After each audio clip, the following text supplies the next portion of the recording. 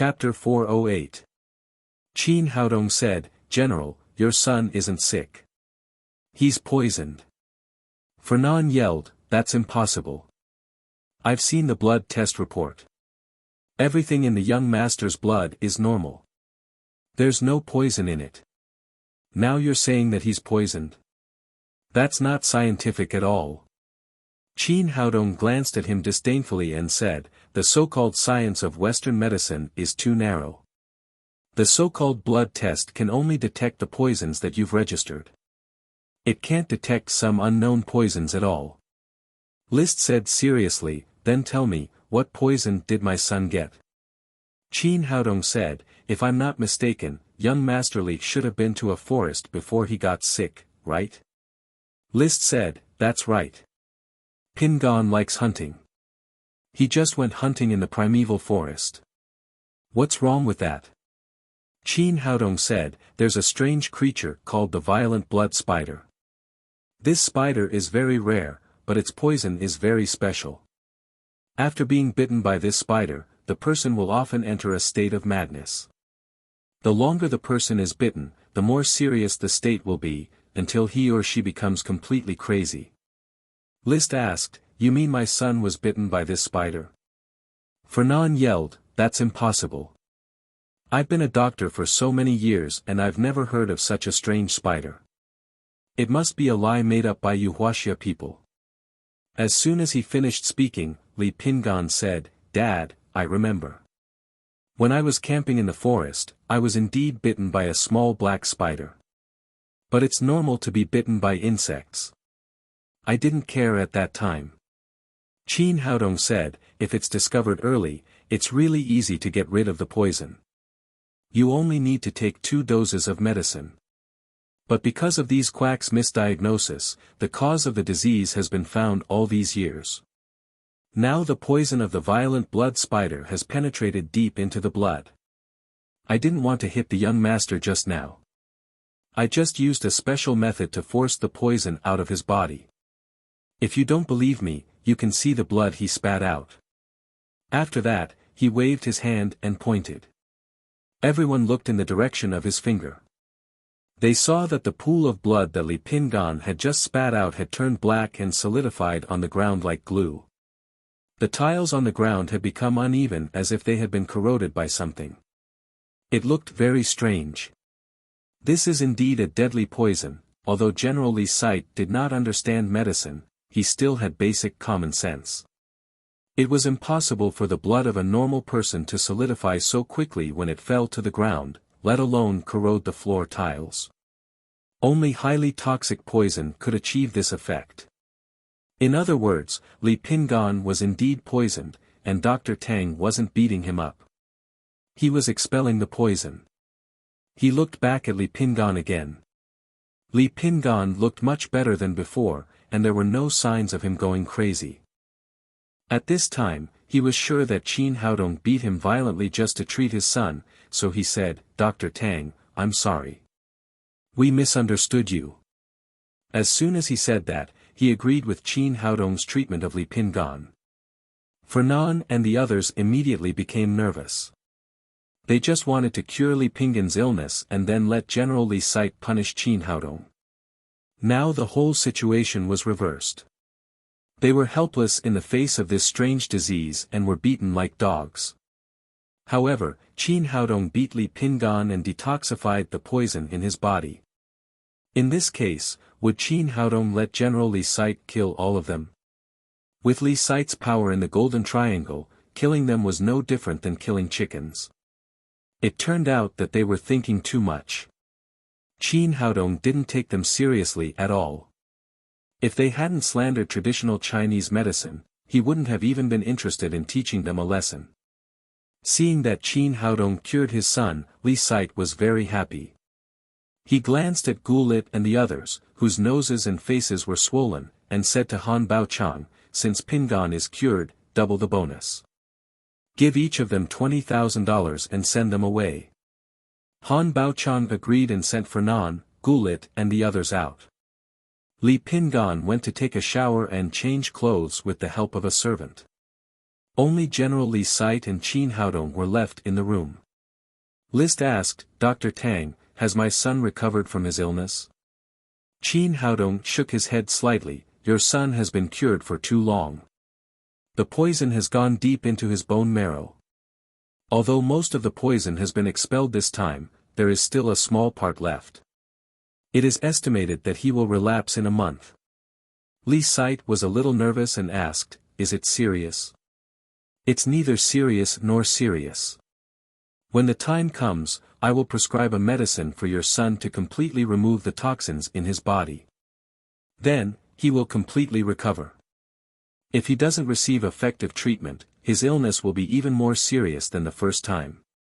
In fact, Qin Haodong was fully capable of curing all the toxins in Li Pingan at once, but he didn't do so.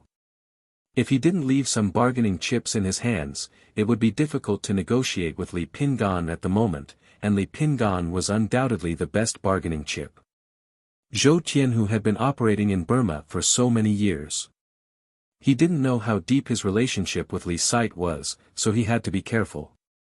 Thank you, Dr. Tang. General Li Site didn't have too many doubts. After all, Li Pingan had been sick for so long, and other doctors couldn't even find the cause. He didn't expect this Wuxia doctor to cure the disease completely at once. He said, Dr. Tang, I'll pay you $10 million this time. When Pingan is completely cured, I'll pay you another $20 million. Qin Haodong saw that it was almost time and said, General Li Site, I don't want the medical fee. You just need to promise me one thing. Li Site looked at Qin Haodong in surprise. $30 million was not a small number, but the young man in front of him refused. Tell me what conditions you have. In Burma, there is nothing that I can't do. Qin Haodong said, General, Zhou Tianhu is my enemy. I hope you can help me kill him. Li Site's expression suddenly changed. He didn't expect that the young man would make such a request. Zhou Tianhu was one of the 3 giants in Burma. He couldn't be killed easily. He looked at Qin Haodong fiercely, and a strong momentum suddenly broke out. But Qin Haodong seemed to feel nothing. He still looked calm. Li Site's pupils shrank slightly. Ordinary people might have been scared by his momentum, but it had no effect on the young man in front of him. He could see that this was not an ordinary doctor. He softened his expression and said, I can't do that. You can change it, or I can double your consultation fee. He really didn't want to kill Zhou Tianhu. Although he was the most powerful general in Burma, Zhou Tianhu's men were not weak. If there was a conflict, he would inevitably suffer great losses. More importantly, he had an agreement with the 3 gangs in Burma.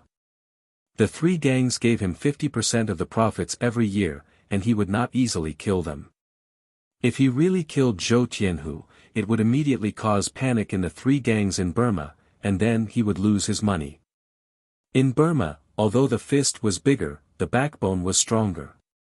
But if there was no money, how could he support the army? Although his son's life was more important, Li Site would never do such a thing until the last moment. Qin Haodong didn't expect Li Site to help him kill Zhou Tianhu. He just asked for a high price. He said, General, I can't change the condition. Zhou Tianhu is the person I must kill. But I can take a step back. I don't need you to do anything. I can kill Zhou Tianhu myself and reorganize the Jade Gang. I hope you can agree.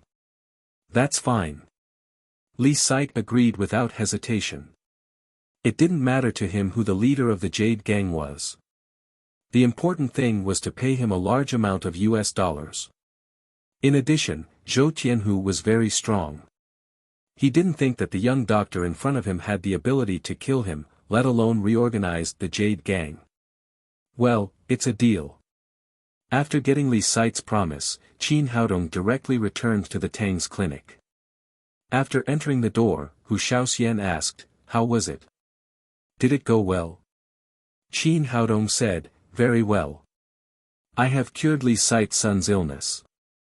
He also agreed to our condition. He agreed to kill Zhou Tianhu and reorganize the Jade Gang. Give him a reward. Hu Shaoxian hugged Qin Haodong and kissed him hard. You are the man I chose. You are so great. You are taking advantage of me. You can take advantage of me if you can. They talked and laughed for a while. Hu Shaoxian stopped smiling and said seriously, now we have won the approval of General Li Site. We have successfully taken the first step. The next thing is to kill Zhou Tianhu. Qin Haodong said, it's easy to kill Zhou Tianhu, but it's difficult to reorganize the Jade Gang. Who will be the leader of the Jade Gang after killing him? Do you have a suitable candidate? Hu Shaoxian shook her head and said, no. They told us to find a way by ourselves. Qin Haodong said with annoyance, what can we do? Should I stay and be the leader? Hu Shaoxian threw herself into his arms and said with a smile, I think it's a good idea. You can be the leader, and I can be your wife. Well. I'd better be my doctor. Forget about being the leader. Qin Haodong said, think about it. Do you have a suitable candidate? If you can't, I will transfer someone from the Daddy Security Company. Hu Shaoxian said, let's wait and see. Anyway, we have succeeded in the first step today. I'll make you something delicious tonight. Let's have a good celebration. She enjoyed this time very much. She was Qin Haodong's woman here, and Qin Haodong only belonged to her. Hearing that Hu Shaoxian was going to make delicious food, Qin Haodong immediately became speechless and said, don't make those stir-fried penis flowers and 10 penis soup. In the evening, Hu Shaoxian made a sumptuous dinner, opened a bottle of red wine, turned off the lights, lit the candles she bought, and made a romantic candlelight dinner. Qin Haodong picked up a braised chicken leg and ate it. He couldn't help praising, it tastes good. Chicken legs are delicious. In the past few days, Hu Shaoxian had either stir-fried kidney flowers or fried penis flowers, which was really driving him crazy. Hu Shaoxian took the red wine and sat in his arms. She touched his glass gently and drank up the red wine in the glass. Then she stuck out her scarlet tongue and licked his ear gently. She said coquettishly, little man, I have good news. Do you want to hear it? What good news? Aunt menstruation is gone. Shall we do something? Chapter 409. Qin Haodong didn't seem to react for a while, but the second master figured out what was going on before he did and immediately became excited. Sitting on Qin Haodong's body and feeling the change of the second master, Hu Shaoxian giggled and said, little man, don't play dumb with me. I can feel it. Well, let's eat. Qin Haodong said with a little embarrassment. Hu Shaoxian hugged his neck tightly, put her cheek on his cheek and said, why do you only think about eating? Don't you want to eat me? Eat, I must eat you today.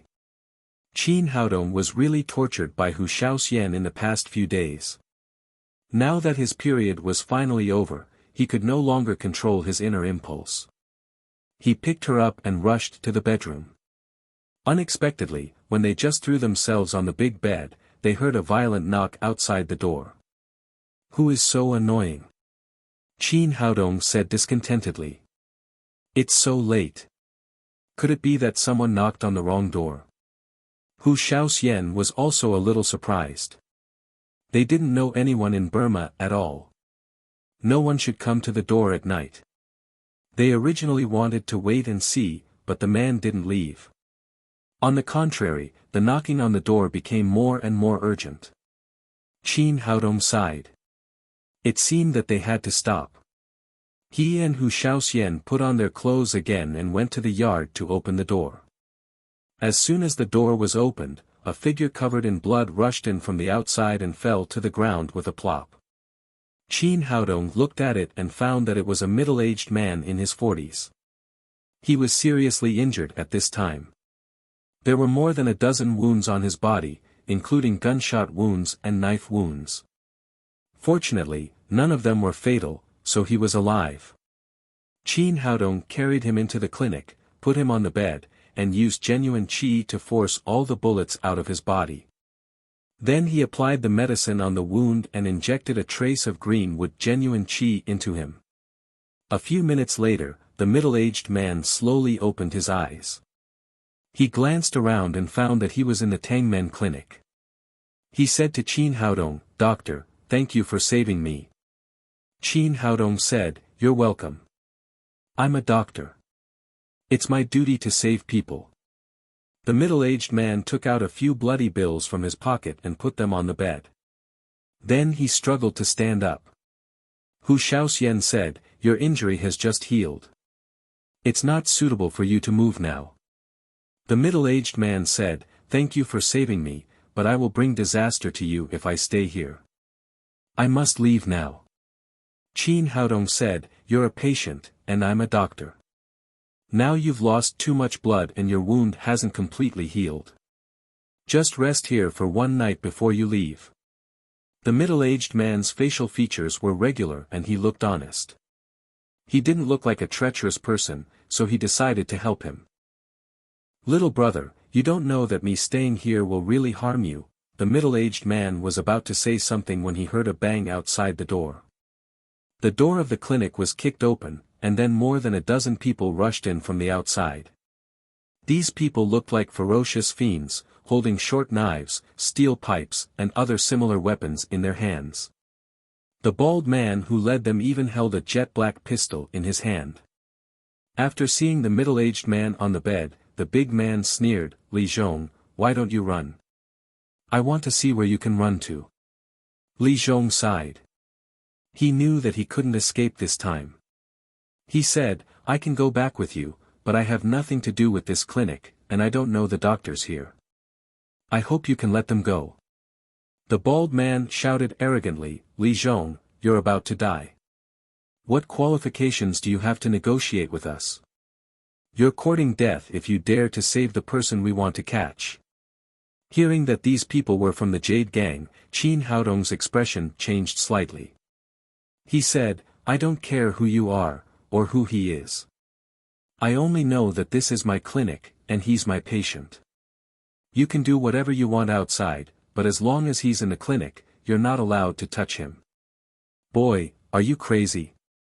Didn't you hear that we're from the Jade Gang?" The bald man said and looked at Qin Haodong. At this time, he saw Hu Shaoxian standing behind Qin Haodong. His two small eyes suddenly flashed a strange light, with greed and lust. Filth became excited. "Boy, I didn't expect that there was such a beautiful woman hidden in your house. As long as you hand over this woman, I can let bygones be bygones, and I can spare your life." Before Qin Haodong could speak, Hu Shaoxian swayed her sexy body and walked in front of the bald man.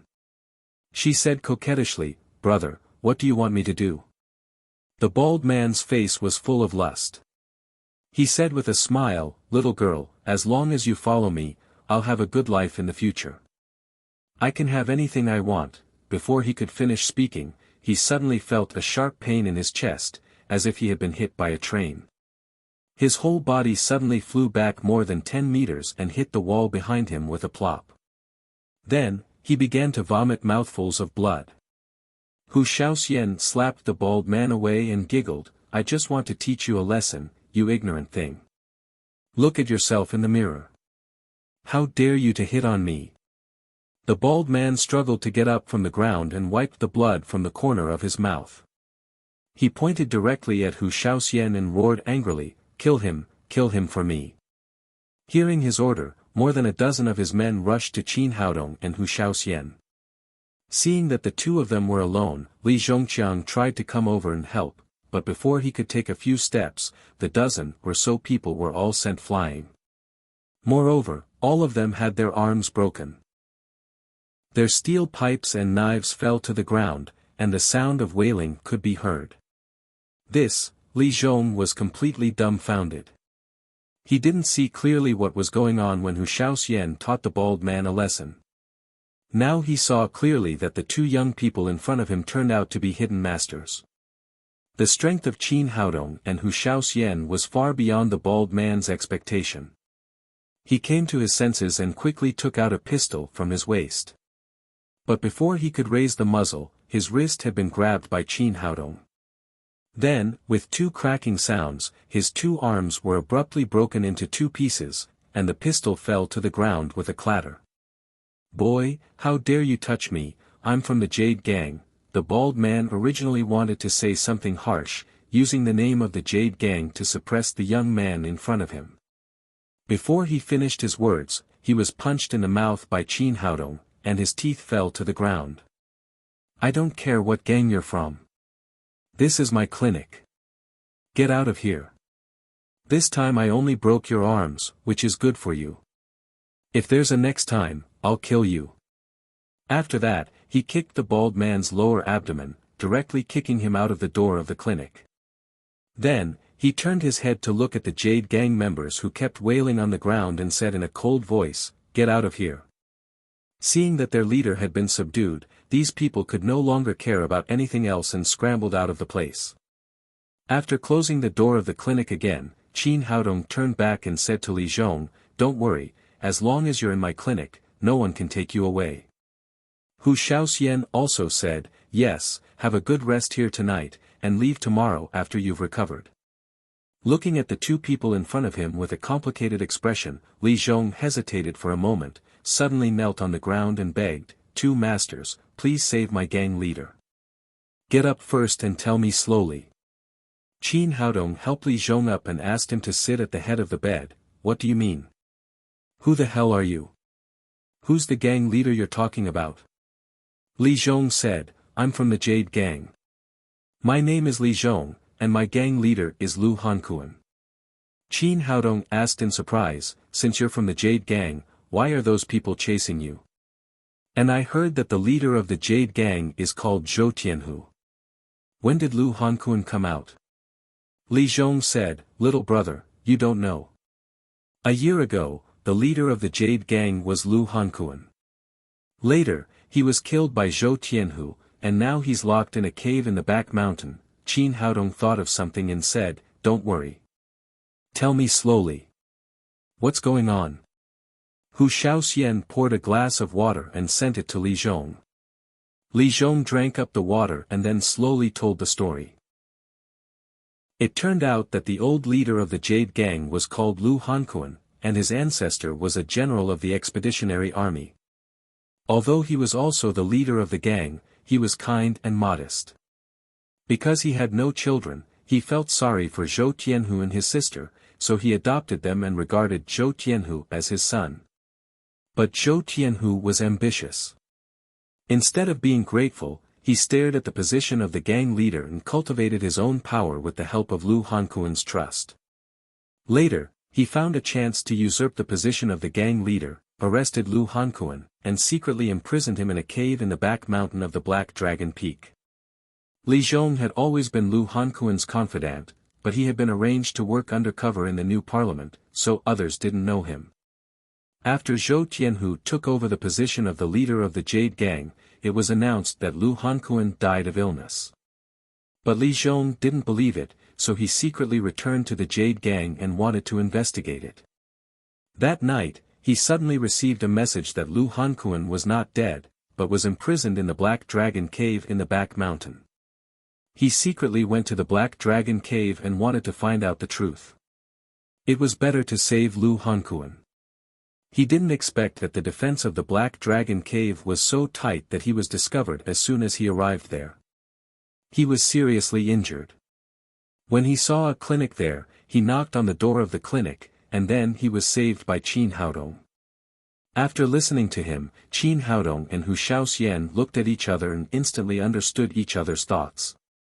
They were just worried that there was no suitable candidate to take over the position of the leader of the Jade Gang. If they could save Lu Hankuan, they could not only deal with Zhou Tianhu, but also quickly integrate the Jade Gang. At that time, all the problems would be solved. Thinking of this, Qin Haodong turned to Li Zhong and said, "How is the prestige of your old leader in the gang?" Li Zhong said, "The old leader is a very good person and very considerate to his subordinates, so his prestige in the gang is very high. Zhou Tianhu also used the identity of the leader's adopted son to deceive everyone, otherwise he would not be able to sit in the position of the leader. As long as you can save the old leader, he can immediately expose Zhou Tianhu's true colors and return to the position of the leader. The Jade Gang is very rich, and the old leader will definitely thank you. Qin Haodong asked again, how is the old leader's feelings for Huaxia? Li Zhong said, the old leader's father is from Huaxia, and his ancestral grave is also in Huaxia. He often regrets that he can't return to Huaxia, so he has a deep feeling for the people of Huaxia. For a long time, the raw jade stones in the gang have been sold to Huaxia merchants first. Qin Haodong nodded and said, I promise you, I will help you save Lu Hankuan. Li Zhong said excitedly, great, then let's go now. Chapter 4:10. You can't go. Qin Haodong said, after what happened tonight, the Black Dragon Peak will be alert, which will make it more difficult for us to save people. It's already very difficult to save Lu Hankuan. Taking you with us will only increase our burden. Well, Li Zhong originally wanted to go with these two people to help and do his part, but after thinking about it, with his skills and his current injuries, he would only become a burden to the two of them. Qin Haodong said, well, you draw a map of the Black Dragon Peak for us now. We'll definitely save the old boss within 3 days. Li Zhong thought for a moment and said, well, I'll draw it for you now. After that, he took a pen and paper and quickly drew a simple map of the Black Dragon Peak and its vicinity. Although the map was very simple, the basic terrain and structure were clearly outlined, and even the location of the cave was marked. He sent the map to Qin Haodong and said, that's all I know. I don't know the specific situation in the cave. That's enough. Qin Haodong took the map and said, after we leave, your safety will no longer be guaranteed. Now we'll send you out of the town and then find a place to hide. We'll contact each other by phone in 3 days. After exchanging phone numbers, Qin Haodong and Hu Shaoxian closed the clinic and left with Li Zhong. They sent him out of the town and then rushed to the direction of the Black Dragon Peak. The Black Dragon Peak was not too far from the town, about a dozen miles away. Soon, Qin Haodong and Hu Shaoxian arrived at the location marked on the map. They stopped and did not rush forward. Hu Shaoxian said, Haodong, do you think Li Zhong is trustworthy? Could he be a bait sent by the Jade Gang to catch us? Qin Haodong said, I've thought about it, but it's not very likely. I just used mind manipulating when I talked to Li Zhong, and he was telling the truth. So we can be sure that Lu Hankuan, the former boss of the Jade Gang, is not dead yet. I don't know why he has been imprisoned by Zhou Tianhu. Hu Shaoxian thought about it and felt that it was reasonable. They came to Burma secretly, and Qin Haodong also changed his appearance. The Jade Gang should not know their true identities. Qin Haodong said, anyway, we know nothing about Zhou Tianhu now. It's necessary to be well prepared. As he spoke, he took out Li Zhong's map and pointed to a location near the Black Dragon Mansion. Let's go there first. If it's suitable, we can set up a formation here. If anything happens, we'll have an escape route. As they spoke, they slowly approached the Black Dragon Peak. When they were near the foot of the mountain, they saw a huge tent. There were about a dozen gunmen in the tent. They should be the guards sent by Zhou Tianhu. Not far from the tent, there was a cave about 2 meters in diameter. There were a total of 6 gunmen at the entrance of the cave. 2 of them were standing in the open with their guns, while the other 4 were hiding in the dark. After scouting out the situation, the 2 of them slowly retreated and carefully surveyed the surrounding terrain of the Black Dragon Peak. Let's do it here. I think it's a good location. Qin Haodong pointed to another mountain and said. There was also a cave at the foot of the mountain. Although it wasn't too big, the entrance of the cave was 2 meters wide and about a dozen meters deep. It was very dry inside. There was a wide open space outside the cave, which was perfect for hiding. After choosing the location, Qin Haodong took out the formation flags and began to set up the formation. After an hour, he took Hu Shaoxian to the outside of the Black Dragon Peak to observe the situation and wait for the right time. The cave on the Black Dragon Peak was brightly lit and did not look dark. The cave was about 100 meters deep and was slightly wider inside. At the end of the cave, there was a cell made of steel bars. The area of the cell was about 7 or 8 square meters. It was surrounded by steel bars as thick as a child's arm. It looked very strong. Inside the cell, there was a shabby wooden bed. A man was sitting on the bed. From the appearance, they could only tell that it was a man, because his thick beard and hair had covered his whole face. They couldn't tell his age or appearance. He was extremely thin, and he seemed to be about 30 or 40 kilograms. The man was lying on the bed. If it weren't for the slight trembling of his beard when he breathed, they would have thought that he was a dead man. "Godfather, I'm here to see you." With a shout, a young man in his 30s walked in from outside the cave, followed by 7 or 8 bodyguards. The young man was the current leader of the Jade Gang, Zhou Tianhu. The weak old man was the former leader, Lu Hankuan. He had been missing for a whole year. Everyone thought that he was dead. No one knew that he was trapped here. Lu Hankuan was still lying on the bed, motionless. Zhou Tianhu smiled at him and said, "Godfather, you don't have to pretend to be dead. I know you're still alive." Seeing that Lu Hankuan still didn't speak, Zhou Tianhu said again, "Godfather, you're going to die soon. Tell me the location of the jade mine. Do you want to take it to the coffin?" At this time, Lu Hankuan finally moved. He sat up with difficulty and glanced at Zhou Tianhu through the hair in front of him. His eyes were full of deep hatred. "You heartless and unscrupulous thing. Have you forgotten who raised you?" Zhou Tianhu laughed arrogantly. When he was done, he said, "Godfather, why do you say that? You see, I'm raising you now. You have food and drink here. You live alone in such a big cave with dozens of people serving you. What else do you want?" Lu Hankuan kept shaking his beard, showing his inner anger. He said, "You ungrateful wolf. Just give up. I won't tell you the location of the jade mine even if I die. Old bastard, do you think that as long as you keep this secret, I won't kill you?" Zhou Tianhu said with a ferocious face, "Although there's a rumor that you have a jade mine that hasn't been developed yet, so what? Even if the jade is developed, can it be faster than drugs? Now I not only control the Jade Gang, but also killed the old bastard by Peng. I control the White Wolf Gang. I'm selling a lot of white powder to Wuxia, and a lot of money will flow into my pocket. Then I won't need your damn jade mine. The reason why I haven't killed you yet is that you're still useful. When I use you to transfer that guy named Qin here, you two can go to heaven together." Lu Hankuan asked in surprise, "Who are you talking about?" Zhou Tianhu said, "You don't need to ask. You just need to know that someone will accompany you on the way to hell." While he was talking, the cell phone in his pocket rang. After he picked it up, a man's voice came from the other side. "Boss, Baldy and the others have rushed Li Zhong to the Tang's clinic. As you expected, Qin saved Li Zhong and broke all the arms of Baldy and the others.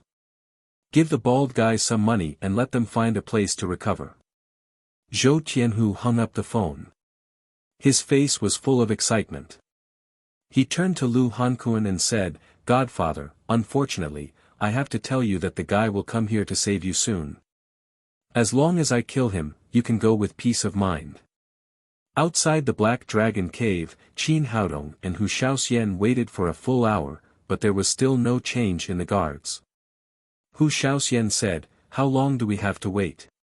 Why don't we just kill our way in?" Qin Haodong said, "Let's wait a little longer.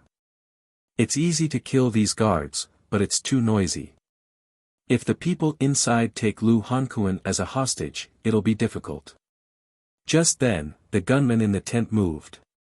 A total of 8 people came out of the tent and went to the door of the cave to change shifts with the gunmen. 6 stayed at the door, and the other 2 went into the cave. Soon, the 2 gunmen who came out of the cave met the 6 outside and went back to the tent together. It was already midnight. After changing shifts, these people went back to the tent and fell asleep. Qin Haodong secretly opened a small hole in the tent with the 1,000 blades, and then sent the ecstasy pill in. These people still seemed to be sleeping, and there was no change. They would not wake up even if the sky fell down. After killing the people in the tent, he and Hu Shaoxian secretly killed all the 6 gunmen at the door of the cave, and then walked into the cave. The 2 gunmen in the cave were leaning against the cave wall sleepily. They felt that someone had come in. As soon as they looked up, 2 silver lights flashed, and then they completely lost consciousness. Qin Haodong killed the 2 gunmen with silver needles and strode into the cave with Hu Shaoxian. When they came to the front of the iron cell, Hu Shaoxian's purple flash sword flashed and cut the iron lock of the cell door. She opened the cell door and shouted to the inside, "Senior Lu Hankuan, we're here to save you." Lu Hankuan, who was lying in bed, heard the movement and slowly sat up. When he saw the cell door open, he said excitedly, "Who are you? Are you really here to save me?" Hu Shaoxian said, "We're Li Zhong's friends. Senior, let's go out and talk." "Great, Lu Hankuan, can finally get out of here alive." "Zhou Tianhu, you bastard, wait for me." After saying that, he quickly walked out of the cell. But as soon as he walked out of the cell door, suddenly a cold light flashed, and a long knife appeared on his neck. Qin Haodong asked coldly, "Who are you?" "Young man, what are you doing?" "I'm Lu Hankuan." "Impossible. Lu Hankuan has been locked up here for more than a year. Zhou Tianhu imprisoned him, not retired him. How could he be so energetic?" Qin Haodong directly used mind manipulating and asked again, "Tell me, who are you?" "I'm Zhang Dao, Zhou Tianhu's bodyguard." As soon as the man said this, the 1,000 blades had already pierced his throat. "Let's go. We've been fooled." Qin Haodong killed Zhang Dao and rushed out of the cave hand in hand with Hu Shaoxian. They rushed to the entrance of the cave without any resistance, which surprised Qin Haodong. Zhou Tianhu had spent a lot of effort to set up this trap, so he should have at least installed some bombs or some gunmen in the cave. How could there be no movement at all? When he came to the entrance of the cave, his whole heart sank. He immediately found the reason why Zhou Tianhu didn't stop him inside. He saw 3 people standing in a triangle at the entrance of the cave. The one on the left was an old acquaintance. She was Yagi Yukaim, the Japanese heaven stage ninja whom he had just separated from a few days ago. The one on the right was a black-clothed martial artist. Although he had never seen him before, he was exuding a powerful aura. In the middle was an old Taoist in a grey robe. Qin Haodong's pupils shrank when he saw him. He had reached the 2nd level of the Supreme Power realm. 3 Supreme Power Masters blocked the way. No wonder Zhou Tianhu didn't make any arrangements in the cave. Chapter 411. Qin Haodong was now at the peak of the 9th level of the covert power, barely half a step to the Supreme Power realm. Hu Shaoxian had recently improved with the help of the spirit culturing elixir, but she was only at the 6th level of the covert power. There was no hope for the 2 of them to face the 3 Supreme Power Realm Masters. "Qin Haodong, what do you think? Are you satisfied with the arrangement I've made for you?" A burst of arrogant laughter was heard, and another figure flashed out.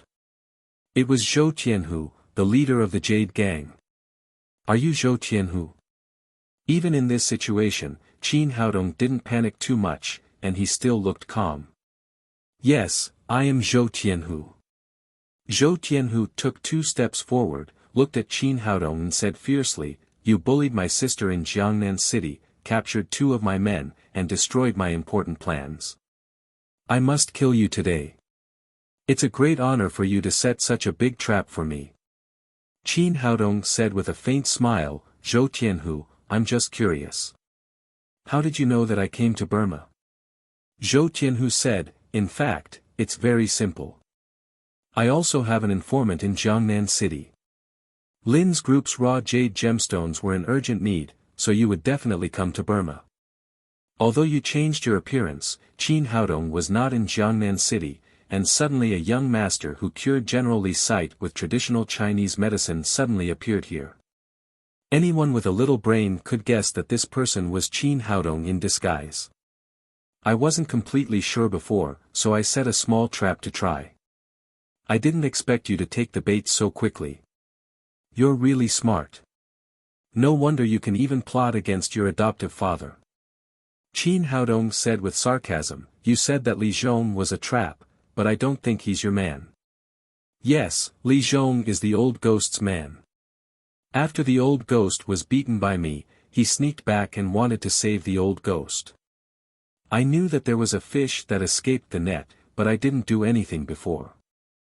After confirming that you came to Burma, I deliberately arranged for someone to let him know that the old ghost was trapped by me in this cave. He was fooled and immediately jumped out to be the bait for me to catch you. Zhou Tianhu laughed proudly again, how about it? That's a good plan, isn't it? Isn't it a surprise?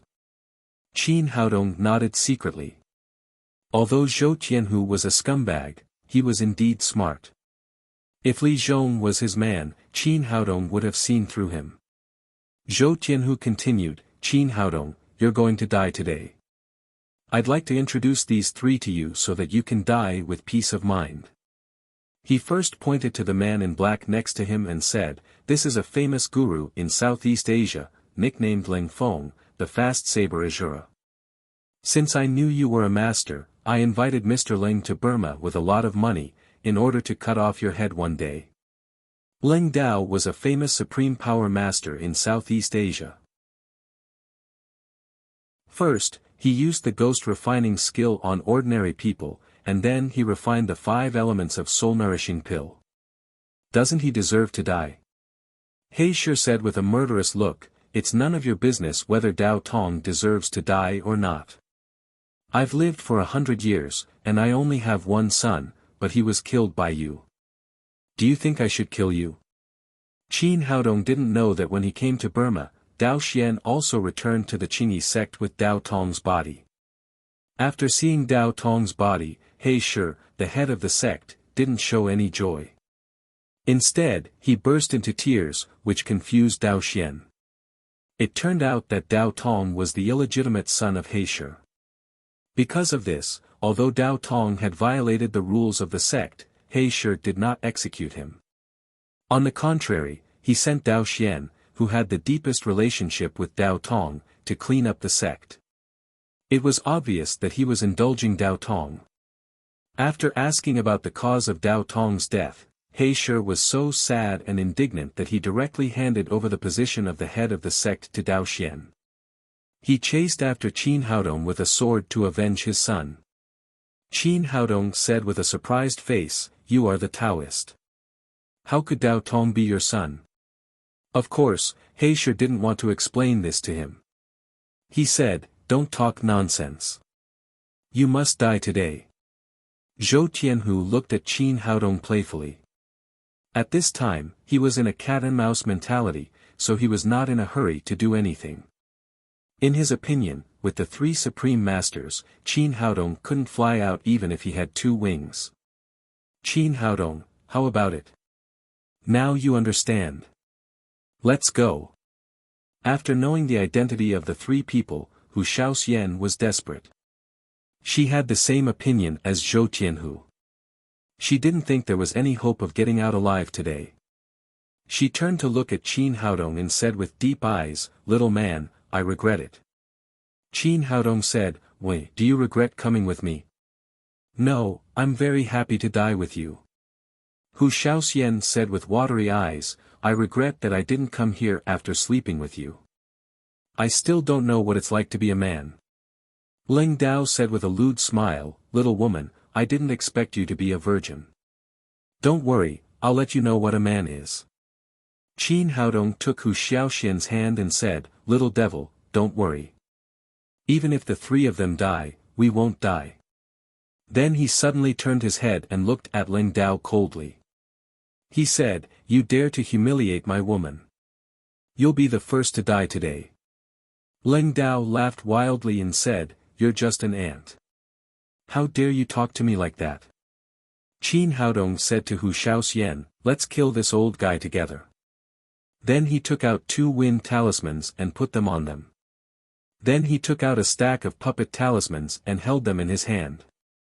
He had prepared those talismans in advance when he went to Shenangjia last time. He didn't expect that they would come in handy today. "Kill!" Qin Haodong shouted and rushed to Ling Dao hand in hand with Hu Xiaoxian. He raised his hand and threw all the talismans in his hand. The talismans changed in the wind and soon turned into pairs of Qin Haodong and Hu Xiaoxian. They rushed to Ling Dao hand in hand. Ling Dao's pupils shrank. He was just a warrior and didn't know anything about magic.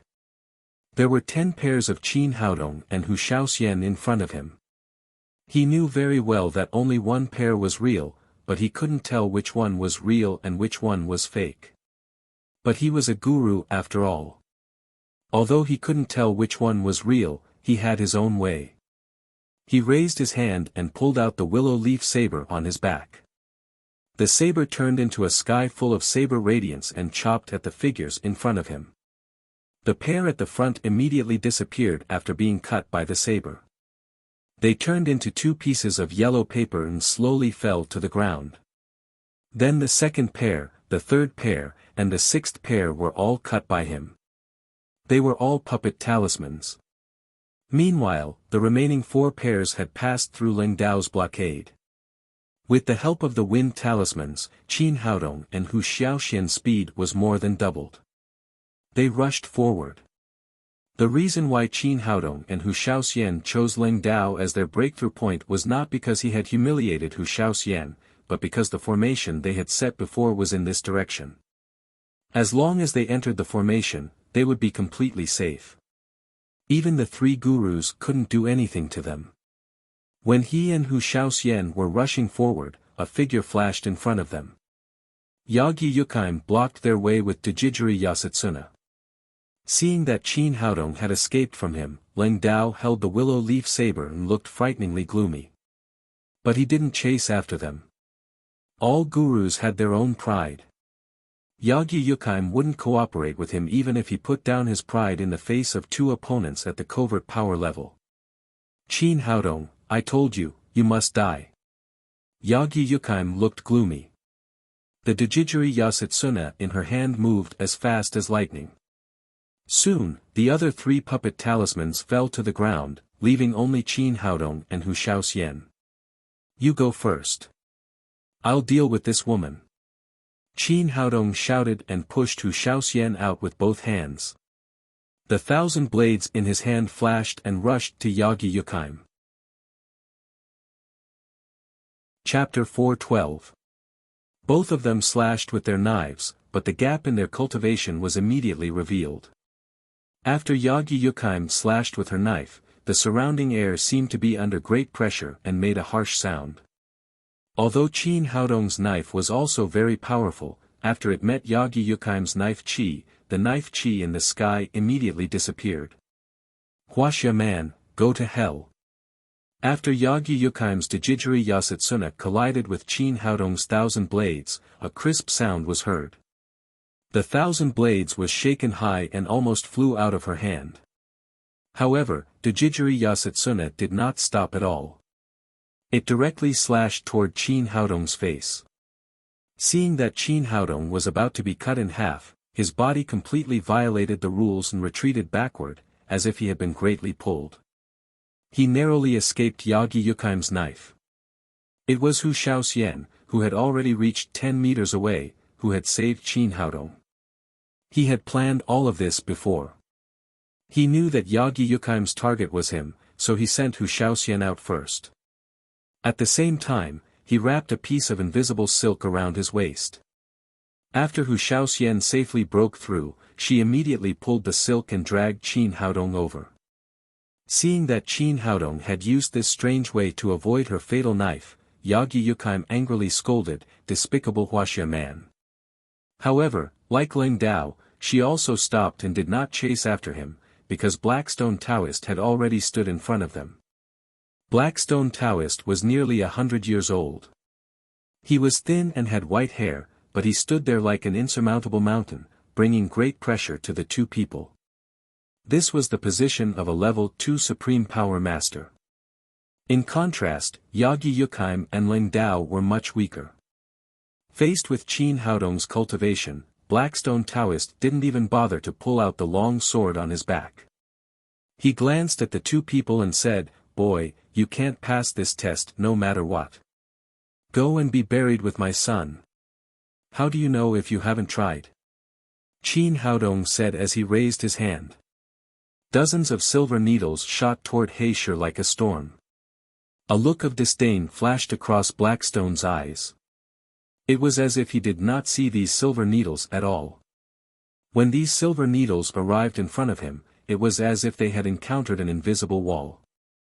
They all fell down and didn't even touch his Daoist robe. Everyone present was secretly shocked. They didn't expect Blackstone's protective astral energy to be so powerful. A trace of arrogance flashed across Blackstone's face. He coldly said, "Brat, seeing that you are my junior, I will allow you 3 moves. After 3 moves, I will definitely kill you." With a serious face, Qin Haodong shouted, "I don't believe it." Again. After saying that, countless beams of cold light shot towards Blackstone Daoist. There were flying knives, flying arrows and all sorts of hidden weapons. However, they were all the same. They were incapable of breaking through even Blackstone Daoist's protective astral energy. Unable to harm even a hair on his body, they all fell to the ground. Blackstone sneered and said, "You still have one last chance to make a move, then go report to Yama." "I don't believe it." Again. After saying that, Qin Haodong attacked again. 3 black objects shot towards Blackstone Daoist from the top, middle and bottom. This time, it was not as powerful as the previous 2 attacks, and the speed of the objects was not fast. In everyone's view, Qin Haodong had exhausted his limited abilities. The previous 2 hidden weapons had not hurt Blackstone Daoist, and these 3 black objects could not break through Blackstone Daoist's protective astral energy either. Blackstone Daoist did not take Qin Haodong's attack seriously. He even raised his chin slightly and did not dodge. He let the 3 black objects hit him. In his view, Qin Haodong could not break through his protective astral energy at all. Seeing Blackstone Daoist being so arrogant, Qin Haodong's eyes flashed with a hint of playfulness. This was the effect he wanted. He took out a black remote control with his right hand and pressed the button on it. It turned out that he had shot out 3 pieces of sea. These were the things that the killer had planted in his car before. Later, he found them and put them in his storage ring. Today, they came in handy. Although Blackstone Daoist had a high level of cultivation, he did not know the power of sea. The 4 explosives were modern things, and he did not know the power of these things. Otherwise, he would not have let them get close to him. When he wanted to use his protective astral energy to shake off the 3 black objects like before, Qin Haodong had already pressed the button on the remote control in his hand. The 3 explosives made an earth-shattering noise and exploded with a bang. 3 high-explosive C. The 4 explosives exploded at the same time. The power was so great that even the surrounding mountains seemed to tremble. Blackstone Daoist never dreamed that these 3 black objects could be so powerful, let alone that Qin Haodong could control them to explode. Because of his ignorance, he suffered a great loss. His whole body was blown away like a broken sack. However, the Daoist's protective astral energy was indeed strong enough. Although he was blown away dozens of meters away, his body was not blown into pieces as Qin Haodong had expected. He only spat out 2 mouthfuls of blood. The moment he pressed the button on the remote control, Qin Haodong was already lying on the ground with Hu Shaoxian. After the explosion, when he saw that Blackstone Daoist was not killed, there was a flash of regret in his eyes. But he knew that the crisis was not over yet. He quickly pulled Hu Shaoxian up and tried his best to rush toward the formation. Ah! An angry roar sounded behind him. It was Blackstone Daoist. He was completely enraged by Qin Haodong. Ever since he became a supreme power expert, he had not been so seriously injured for many years. Today, he was set up by a young man. How could he not be angry? Forcibly suppressing the internal injuries, his body instantly turned into a shadow and rushed toward Qin Haodong at an unimaginable speed. No matter what, he had to kill this young man. Although Qin Haodong had used the Divine Wind Talisman, his cultivation was 2 levels lower than that of the Daoist. Although he had tried his best, the Daoist quickly approached him. The formation he had set was already in front of him, but Blackstone Daoist had also come behind him. "Boy, go to hell!" Blackstone Daoist shouted and punched at Qin Haodong's back. This punch was made by a second-level supreme power expert. Its power was earth-shattering. The surrounding air seemed to have been sucked out, making people feel great pressure. "You go first." Qin Haodong sent Hu Shaoxian into the formation again. He turned around and slashed at Blackstone Daoist with his knife. A ferocious look flashed across Blackstone Daoist's face. He did not dodge this punch and directly hit the 1,000 blades. At this time, his fist was covered with protective upstanding energy, which was no less than a magic weapon. After colliding with the 1,000 blades, there was a muffled bang. The powerful force rolled up the sand and stones in the sky, hitting the surrounding rocks and trees with a crackling sound. Although Qin Haodong had tried his best, the gap between them was too big. One was a half-step to the Supreme Power Realm, while the other was a second-level Supreme Power Realm expert. Even though the 1,000 blades was a magic weapon, it still could not do anything to Blackstone Daoist's fist. This time, the 1,000 blades was swung high. At the same time, Qin Haodong's chest was hot and he almost spat out blood. "Go and be buried with my son." At this time, Qin Haodong's body was already open and he had no ability to resist. Blackstone Daoist's palm pressed on his dantian and lower abdomen. The old Daoist Blackstone was determined to take his life. Thus, he did not hold back in the slightest. At the same time, he was confident that this attack would not only shatter the dantian of this enemy who had killed his son, it would also shatter all of his internal organs into dust. But soon, he found that after his palm hit Qin Haodong's lower abdomen, Qin Haodong immediately sent out a huge invisible force, which dissolved 90% of the power of his palm. After Qin Haodong was hit by the palm, there was a crisp sound in his ear. The black iron amulet that had been placed on his waist had been broken into pieces. This thing was bought in the antique street. It could withstand 3 attacks from a Supreme Power Realm expert. It had been smashed by Dao Tong twice before, and now there was only one last time left. However, Blackstone Daoist was already a second-level Supreme Power Realm expert, which had exceeded the tolerance range of the black iron. Fortunately, he had just been injured in the explosion, so this palm could not reach its peak strength. Otherwise, Qin Haodong would still be killed on the spot. Even so, Qin Haodong was swatted away like a fly, and he spat out an arrow of blood in midair. "Haodong," Hu Shaoxian let out a sad cry, and then shook her wrist, directly pulling Qin Haodong into the formation. Knowing that the crisis was not over, Qin Haodong used the last trace of his consciousness to launch the formation. In an instant, the two of them disappeared. "Bastard!" Blackstone Daoist cursed angrily. He was always unwilling to see Qin Haodong die in front of him with his own eyes. "Today, I'm going to cut off your head and offer it to my son." He pulled out the long sword behind him and slashed in the direction where the two of them had disappeared.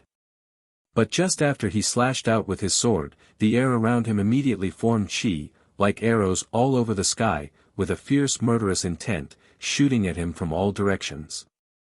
These chi rays were so powerful that even Blackstone Taoist's protective upstanding chi could not stop them. Soon, his Taoist robe was torn into pieces.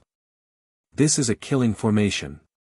Blackstone Taoist was also experienced and knowledgeable. He waved the long sword in his hand to resist the attack of the chi rays and quickly retreated. Fortunately, he reacted quickly.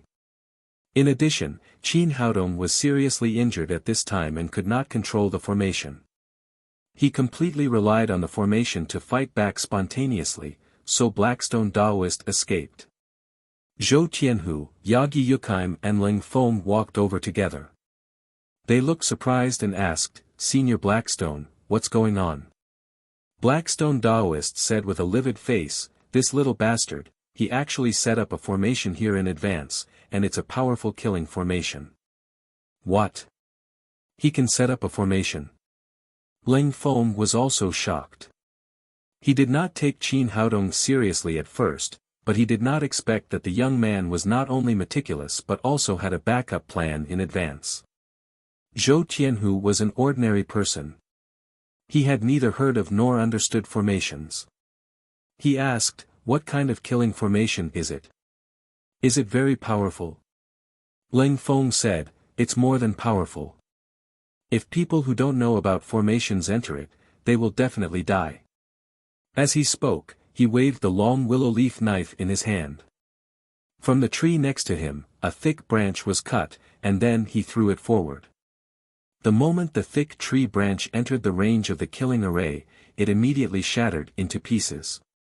In less than a second, it was ground into a ball of powder by the violent killing intent. So powerful. Zhou Tianhu was shocked and hurriedly took 2 steps back, for fear that he would die in the formation. After calming down, he said to the 3 masters, "Masters, you are all extraordinary masters. You must be able to break this formation, right?" Chapter 413. Yagi Yukheim said, "I'm from Neon. I only know ninjutsu and knife skills. I know nothing about arrays." Ling Dao said, "I'm just a warrior. I have dozens of ways to kill people, but I've only heard about arrays. It's the first time I've seen one, let alone broken one." After saying that, the few of them turned to look at the Blackstone Taoist. "God immeasurable." The Blackstone Taoist said, "I'm a monk. I know a little about catching ghosts and killing demons, but I've never dabbled in arrays." Seeing that no one knew how to break the array, Ling Dao said, "What should we do? We can't stay here forever." The Blackstone Taoist said, "Why not? We have food and drinks here. I don't think they can hide in the array for long. I can kill them as soon as they come out." Yagi Yukheim said coldly, "I came to Burma for only one purpose, and that is to kill Qin Haodong. I won't leave until I cut off his head." Ling Dao thought about it and agreed. That was the only way. They had to wait for Qin Haodong and Yagi Yukheim to come out of the array. At that moment, Zhou Tianhu said, "Guys, I actually have an idea."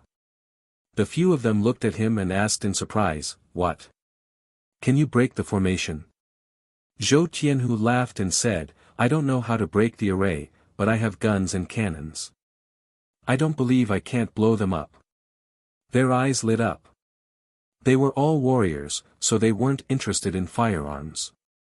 At that moment, they realized that although the killing array could stop people from going in, it couldn't stop guns and cannons. Sometimes, the stupidest method was the most useful. Ling Dao said, "That's a good idea. We can give it a try." Zhou Tianhu laughed and raised his hand to call 2 of his men. "Get all the gunmen here and shoot at the array."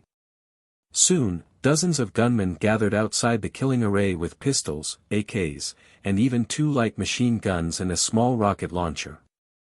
"Shoot them. Beat him hard." Zhou Tianhu shouted fiercely. The gunners couldn't see anything and didn't understand why they were shooting at the air. However, since their master had spoken, they didn't have to pay for the bullets anyway. So, they pulled the trigger fiercely and a large number of bullets rained down on the empty space in front of them. Very soon, the sky was filled with cannon fire, and smoke rose in all directions, plowing the ground in front of them. 10 minutes later, Zhou Tianhu felt it was enough. He waved his hand to stop his men. He turned around and said to He Shi and the others, "Seniors, this should be enough, right?" Leng Feng picked up another branch and threw it at the killing formation. Just like last time, it was crushed into powder. It could be seen that although guns and cannons could hit the formation, they could not destroy it. Blackstone frowned and said, "I can sense that these two people aren't dead." Zhou Tianhu cried, "How is that possible? There are so many bullets. Even an immortal would be killed." Blackstone said, "In my opinion, Qin Haodong must have set up more than just the killing formation. There must be other hidden formations. That's why I can't see clearly what's going on inside. But I have a feeling that they aren't dead." Well. Zhou Tianhu didn't expect that such intensive fire couldn't kill Qin Haodong, which made him panic. The three men in front of him were all masters and they weren't afraid of Qin Haodong, but he wasn't. Once Qin Haodong came out, he would be the first one to be killed. He asked nervously, "Seniors, is there any other way?" Blackstone said, "The stupidest way is also the most useful one. We can only stay here. They don't have anything to eat or drink. I believe they will come out in a few days." Zhou Tianhu said quickly, "Well, I'll arrange for tents and food right away. Thank you for your hard work." He Shi Taoist and Yagi Yukheim were determined to kill Qin Haodong, while Ling Dao Azura coveted Hu Xiaoxin's beauty. All three of them had something to ask of Qin Haodong, so it was easy for them to reach an agreement and live next to the formation. Inside the killing formation, Qin Haodong was held in Hu Xiaoxin's arms as soon as he landed. The two of them immediately hid in the prepared cave. She took out a blanket from her storage ring and spread it on the ground. Then she carefully put Qin Haodong on the blanket and lay down. As soon as Qin Haodong lay down, he spat out several mouthfuls of blood. His face was as pale as paper and his breathing was much weaker. "Haodong, how are you? Don't scare me," Hu Xiaoxian said nervously. Qin Haodong took out a few healing pills and popped them into his mouth, but they didn't have much of an effect on his injuries. Blackstone's palm was too powerful, and his internal organs had suffered serious internal injuries. The worst thing was that his dantian had been shattered. Without the nourishment of the greenwood genuine qi, these injuries couldn't be healed at all. Although he was still alive, he couldn't hold on for long. He took a breath and said in a weak voice, "Xiaoxian, I'm sorry. I've planned everything carefully, but I didn't expect an old Taoist to appear. I didn't expect Zhou Tianhu to invite three masters at the supreme power realm. I'm the one who got you into trouble. It's not your fault. It's not your fault at all." Hu Xiaoxian took his hand and said, "How are you injured? You're the medical sage. You must be able to cure yourself, right?" Qin Haodong smiled bitterly and said, "The medical sage is not an immortal. My injuries are too serious. I didn't expect that the old man's cultivation had reached the second level of the supreme power realm. He shattered my dantian. Even an immortal can't save me." At this point, he felt incomparably desolate, and his heart was filled with reluctance. God had played a big joke on him, allowing him to find his daughter from his previous life after reincarnation and meet so many confidants. Now, all of this was to be taken away from him. Feeling Qin Haodong's emotions, Xiaoxian said, "Young man, don't be sad. We will find a way." Qin Haodong said, "Don't deceive yourself. Even I can't cure the injury.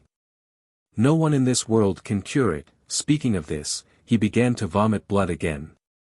Hu Xiaoxian wiped the blood from the corner of his mouth and said, "Young man, don't be afraid.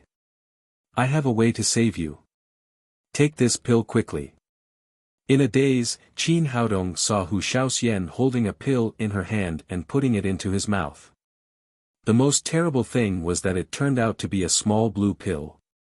Although he was so seriously injured that he couldn't speak, his mind was still clear. He immediately realized what Hu Shaoxian had given him. A small blue pill. At this time, she was still giving him a small blue pill. What was this little goblin going to do? Did she want to? Just thinking of this, Hu Shaoxian had already begun to take off their clothes. Soon, Qin Haodong became naked, and then Hu Shaoxian.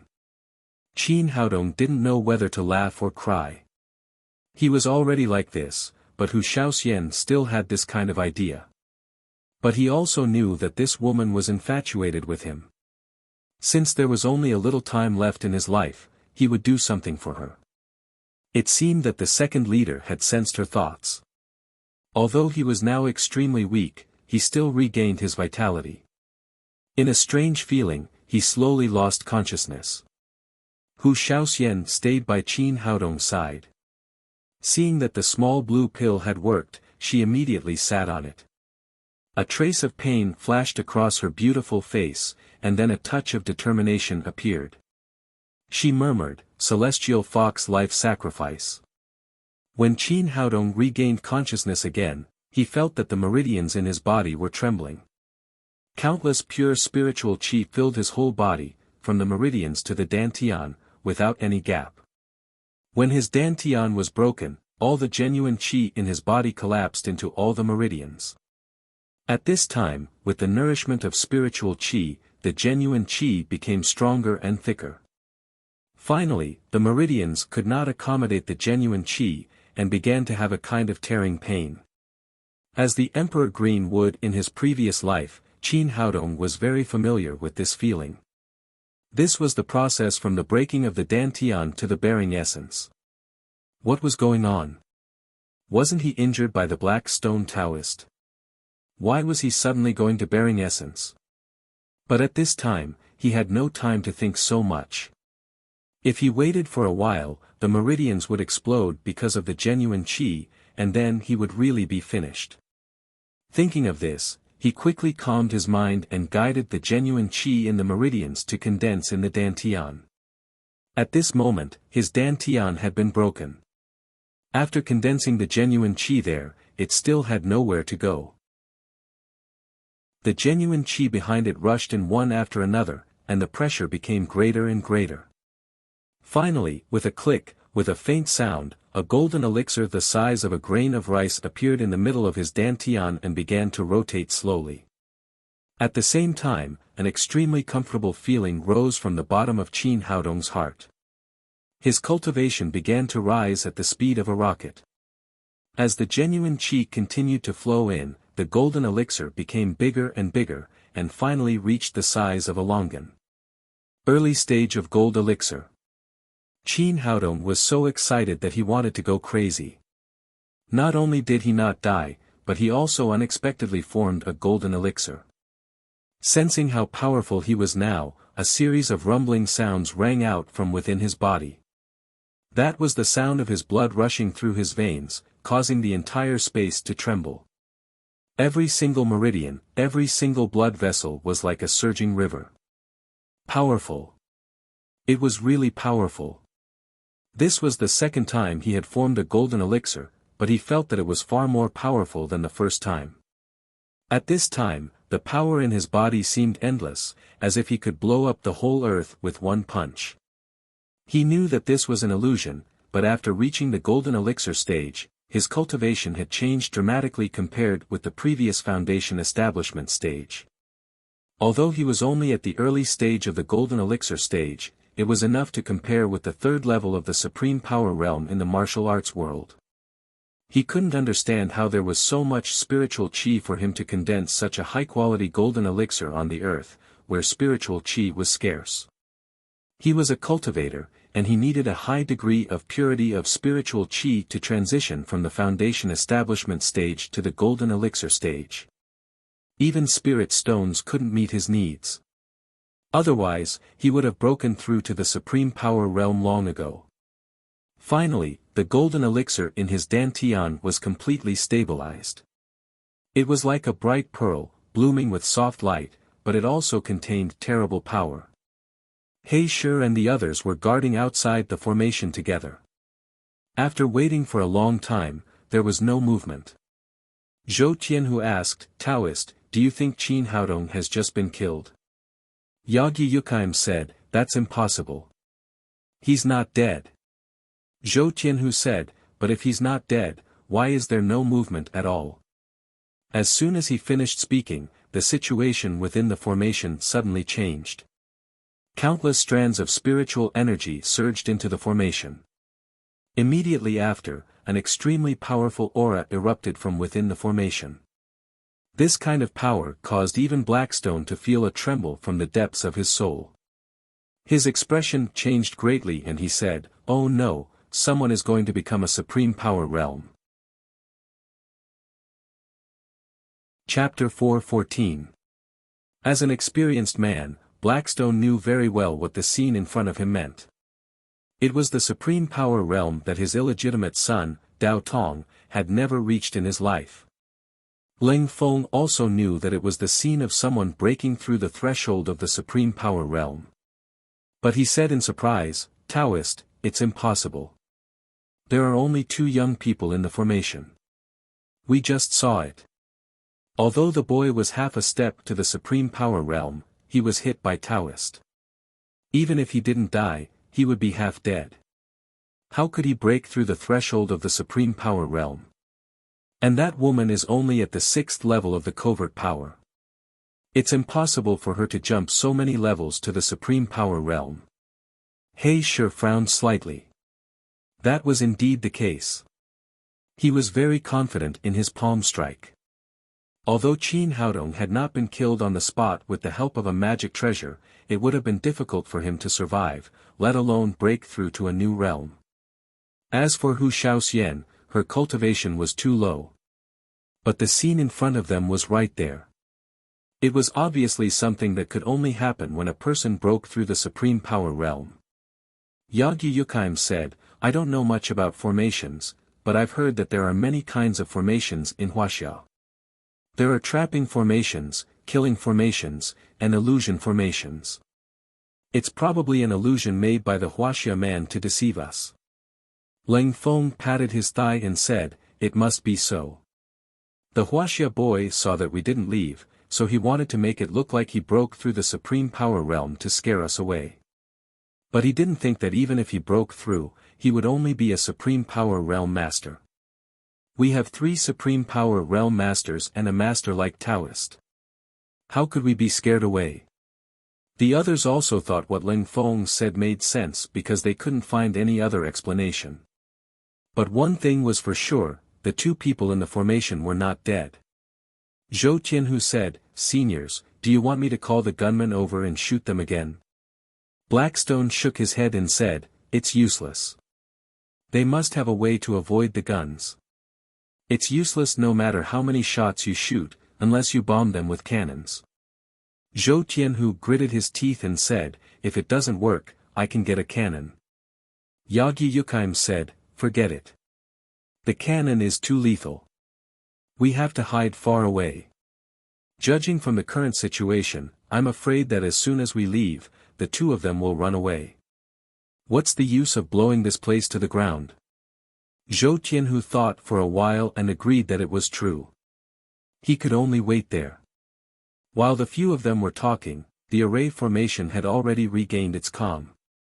That powerful aura had disappeared, and the spiritual qi had also stabilized. Qin Haodong used to be the Emperor Greenwood, so he was very clear about the situation of the Gold Core realm. Moreover, he had a powerful spirit, so he did not need to stabilize his realm like ordinary people after the breakthrough. Now he was already at the early stage of the Gold Core realm. He sensed the condition of his body once more. The internal injuries that Blackstone had inflicted upon him had completely healed. At this moment, he was filled with great power. He slowly opened his eyes and saw Hu Shaoxian beside him, weak and dispirited. Both of them were naked, and there was a pool of red blood on the white blanket under them, which looked particularly dazzling. Seeing this scene, Qin Haodong recalled what had happened before he was injured. Hu Shaoxian had given him a small blue pill. Could it be that this thing could not only heal injuries, but also help him break through the bottleneck? Impossible, this was absolutely impossible. Just as he was thinking about it, Hu Shaoxian asked happily, "Little man, have you finally broken through?" She had already felt Qin Haodong's powerful aura, and her heart was full of joy. It seemed that her efforts had not been in vain. Yes. Qin Haodong then asked, "Shaoxian, what the hell is going on? How did my injury heal?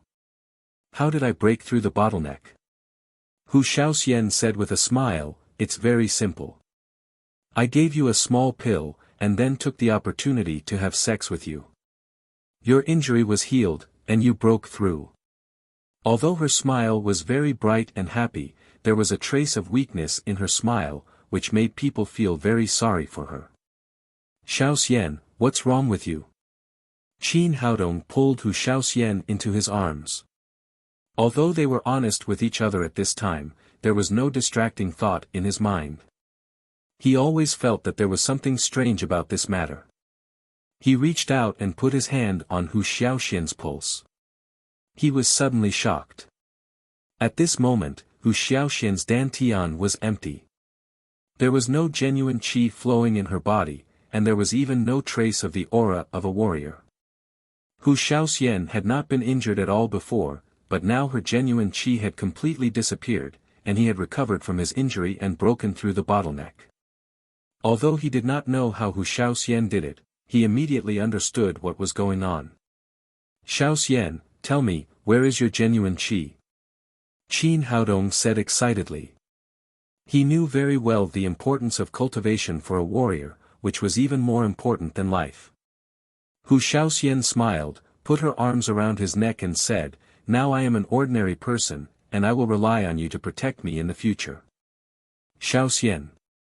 Knowing that Hu Shaoxian had sacrificed all her cultivation to help him, Qin Haodong's joy after the breakthrough disappeared in an instant. His heart was full of emotions. He was moved, there were tears, and there was love for this woman. "Shaoxian, why are you so stupid? Why did you do this?" Hu Shaoxian raised her hand and touched his cheek. She said with a smile, "Are you stupid? You exchanged a supreme power for a good man. What a good deal it is." Qin Haodong did not say anything. He held Hu Shaoxian tightly in his arms. In the past, he only knew that this woman liked him, but he did not expect that she loved him to this extent. After a long time, the two slowly separated. He asked again, "Shaoxian, how did you do it?" He was really curious about this. He had been in the cultivation world for 500 years and had seen all kinds of strange cultivation methods, but he had never heard of a method that could sacrifice one's cultivation to save others. Hu Shaoxian adjusted her body to make herself more comfortable in his arms. Then she said faintly, "I practiced the celestial fox cultivation method, which comes from the ancient celestial fox sect." In the legend, the founder of the celestial fox sect was a member of the celestial fox clan. When it comes to the fox clan, people's first impression is that they are charming, which can confuse people's hearts. In fact, this is an illusion. The people of the celestial fox clan have always been infatuated and can give everything for their beloved. Because of this, there are two special methods in the celestial fox cultivation method. One is the celestial fox hypnosis, which is not much different from the mind-bewitching method. But once you meet an opponent with a particularly high spiritual force, you will be backfired. The consequence of the backfire is that you will fall in love with that person without hesitation, whether the other person is old or disabled, ugly or handsome, it will not affect the result. Speaking of this, she raised her head and looked at Qin Haodong's increasingly handsome face. She said with a smile, "I'm still very lucky to meet such a handsome man like you, but there are too many women." Qin Haodong kissed her slightly pale cheek gently and said, "And then?" He had vaguely felt that the reason why he could recover from his injury and break through the bottleneck of the supreme power realm must have something to do with the second method. Hu Shaoxian continued, the second method is called the Celestial Fox Life Sacrifice. It is a unique sacrificial method of the Celestial Fox sect. It uses the fox girl as a sacrifice to heaven in exchange for a magical effect. There are many restrictions on this technique. First of all, the caster must be willing to do it. Second, the target must be the person she loves. Finally, the caster must remain chaste. Because of the harsh conditions, the effect of this method is excellent. As long as the target is still alive, he can be saved. At the same time, it can help warriors break through the bottleneck of cultivation. The reason why I want to sleep with you these days is that I covet your beauty, and I want to help you break through the bottleneck of the supreme power realm. Hu Shaoxian said it casually, but Qin Haodong's heart was full of emotion. He knew that he would never let this woman down in his life. He said in a trembling voice, the price is your cultivation. I'm very lucky. It's like this time. Qin Haodong asked, what do you mean? Could it be that other than cultivation, other things can be sacrificed? Hu Shaoxian said, there are 3 levels of the Celestial Fox Life Sacrifice. The first level is to sacrifice your cultivation. The second level is to sacrifice your spiritual power. The third level is to sacrifice your life. Your original body was strong enough, so I only used the first level of the method, and you have already recovered and broken through the bottleneck. So I'm lucky. Shaoxian, Qin Haodong held Hu Shaoxian tightly in his arms again. This woman was willing to sacrifice her life to save me. Fortunately, I recovered, or I would regret it for the rest of my life. Hu Shaoxian breathed in his ear and whispered, how about it? Are you very touched? You must be nice to me. Qin Haodong said, I will. I will not let you down in this life. While speaking, his eyes were already full of tears. Hu Shaoxian touched his cheek and said, in fact, you don't have to be sad. You can cultivate again if you lose your cultivation. It just takes a little time. Moreover, my spiritual power is still there, so I can cultivate much faster than ordinary people. You have to hurry up and improve, or I will easily catch up with you. Qin Haodong did not speak, but just held her tightly in his arms. Hu Shaoxian continued to say leisurely, the women of the Celestial Fox sect are all like this. They can give everything for the man they love. My grandmother is the same. Qin Haodong said, has our grandmother also used the Celestial Fox Life Sacrifice? Hu Shaoxian smiled and was very satisfied with Qin Haodong's title. She said, because of the cultivation of the Celestial Fox seduction skill, the spiritual power of the women of the Celestial Fox sect is generally very strong. Because of this, the cultivation speed is also very fast. Grandma reached the half-step to the supreme power realm in her 20s. But later, in order to help Grandpa, she used the Celestial Fox Life Sacrifice to help Grandpa break through the bottleneck of the supreme power realm. Without Grandma, Grandpa would not have been able to become the current level 5 supreme power realm. Later, Grandma practiced from the beginning, and now she has reached the half-step to the supreme power realm again. Qin Haodong secretly sighed in his heart. It was said that fox girls were seductive, but in fact, fox girls were the most infatuated. He said in Hu Shaoxian's ear, don't worry, you are luckier than Grandma. I won't let you suffer so much again. Hu Shaoxian kissed him and said, in fact, it's not hard at all. On the contrary, it's very happy to pay for the person I love. Moreover, it feels good to have a master like you to protect me in the future. I don't have to fight all the time. Qin Haodong smiled and said, your wishful thinking is going to fail. Now I will not only restore your cultivation, but also help you break through the bottleneck of the supreme power realm. What did you say? Hu Shaoxian looked surprised. You'll know what I'm talking about soon. Qin Haodong said as he put Hu Shaoxian on the blanket and then pressed on her. Chapter 4:15. The moment Qin Haodong entered, Hu Shaoxian felt a stream of pure energy injected into her body. The genuine qi was extremely powerful, like the Yangtze River. The most important thing was that it was extremely pure without any impurities. She had never seen or heard of such pure genuine qi. Even her grandfather, who had reached the 5th level of the supreme power realm, might have a stronger genuine qi, but it was definitely not as pure as this. After the genuine qi entered her body, it quickly gathered in her pubic region and soon filled up her almost dry pubic region. At this time, Qin Haodong's voice sounded in her ear, "Don't just stand there. Hurry up and carry out the genuine qi according to your cultivation method." Only then did Hu Shaoxian react. She hurriedly ran the Heavenly Fox cultivation method according to the previous route. Because the genuine qi injected by Qin Haodong was so pure that it had no property, Hu Shaoxian ran it without any difficulty. It was no different from her own genuine qi. Soon her cultivation increased rapidly. The first level of the overt power, the second level of the overt power, about an hour later, Hu Shaoxian's cultivation had been restored to the 6th level of the covert power, and her genuine qi was much purer than before. Although his cultivation had been restored, Qin Haodong did not mean to stop at all.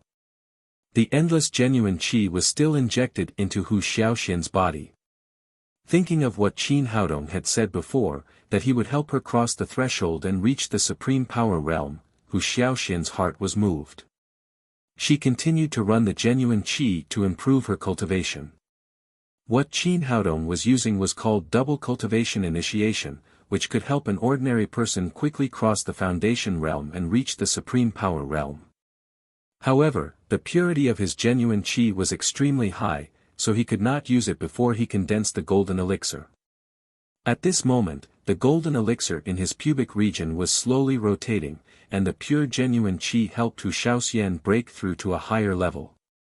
The 8th level of the covert power, the 9th level of the covert power. Hu Shaoxian also realized that it was a critical moment. She ran the genuine qi in her body and tried her best to break through the bottleneck of the supreme power realm.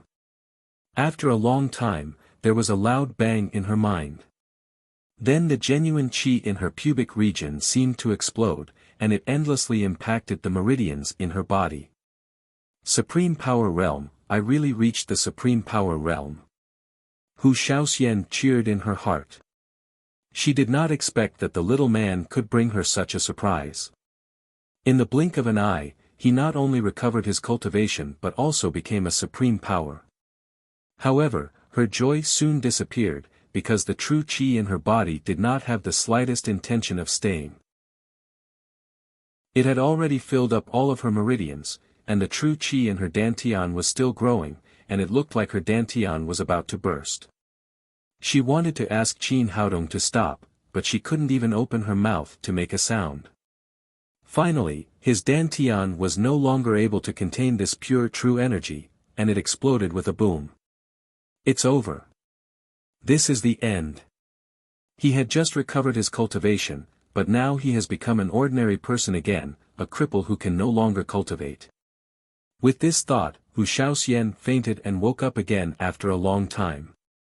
After regaining consciousness, the first thing she did was to look inside her dantian. Sure enough, her dantian had been completely destroyed.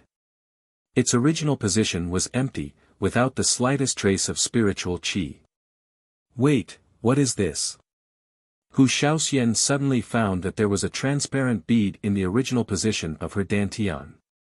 This bead was even more dazzling than the most dazzling pearl, releasing a soft light.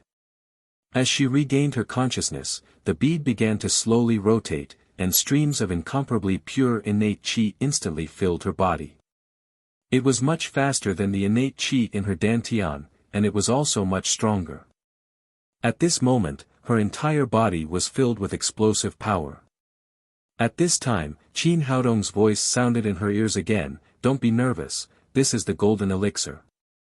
Hu Shaoxian opened her eyes. After feeling her strength, she asked in surprise, "What is the golden elixir?"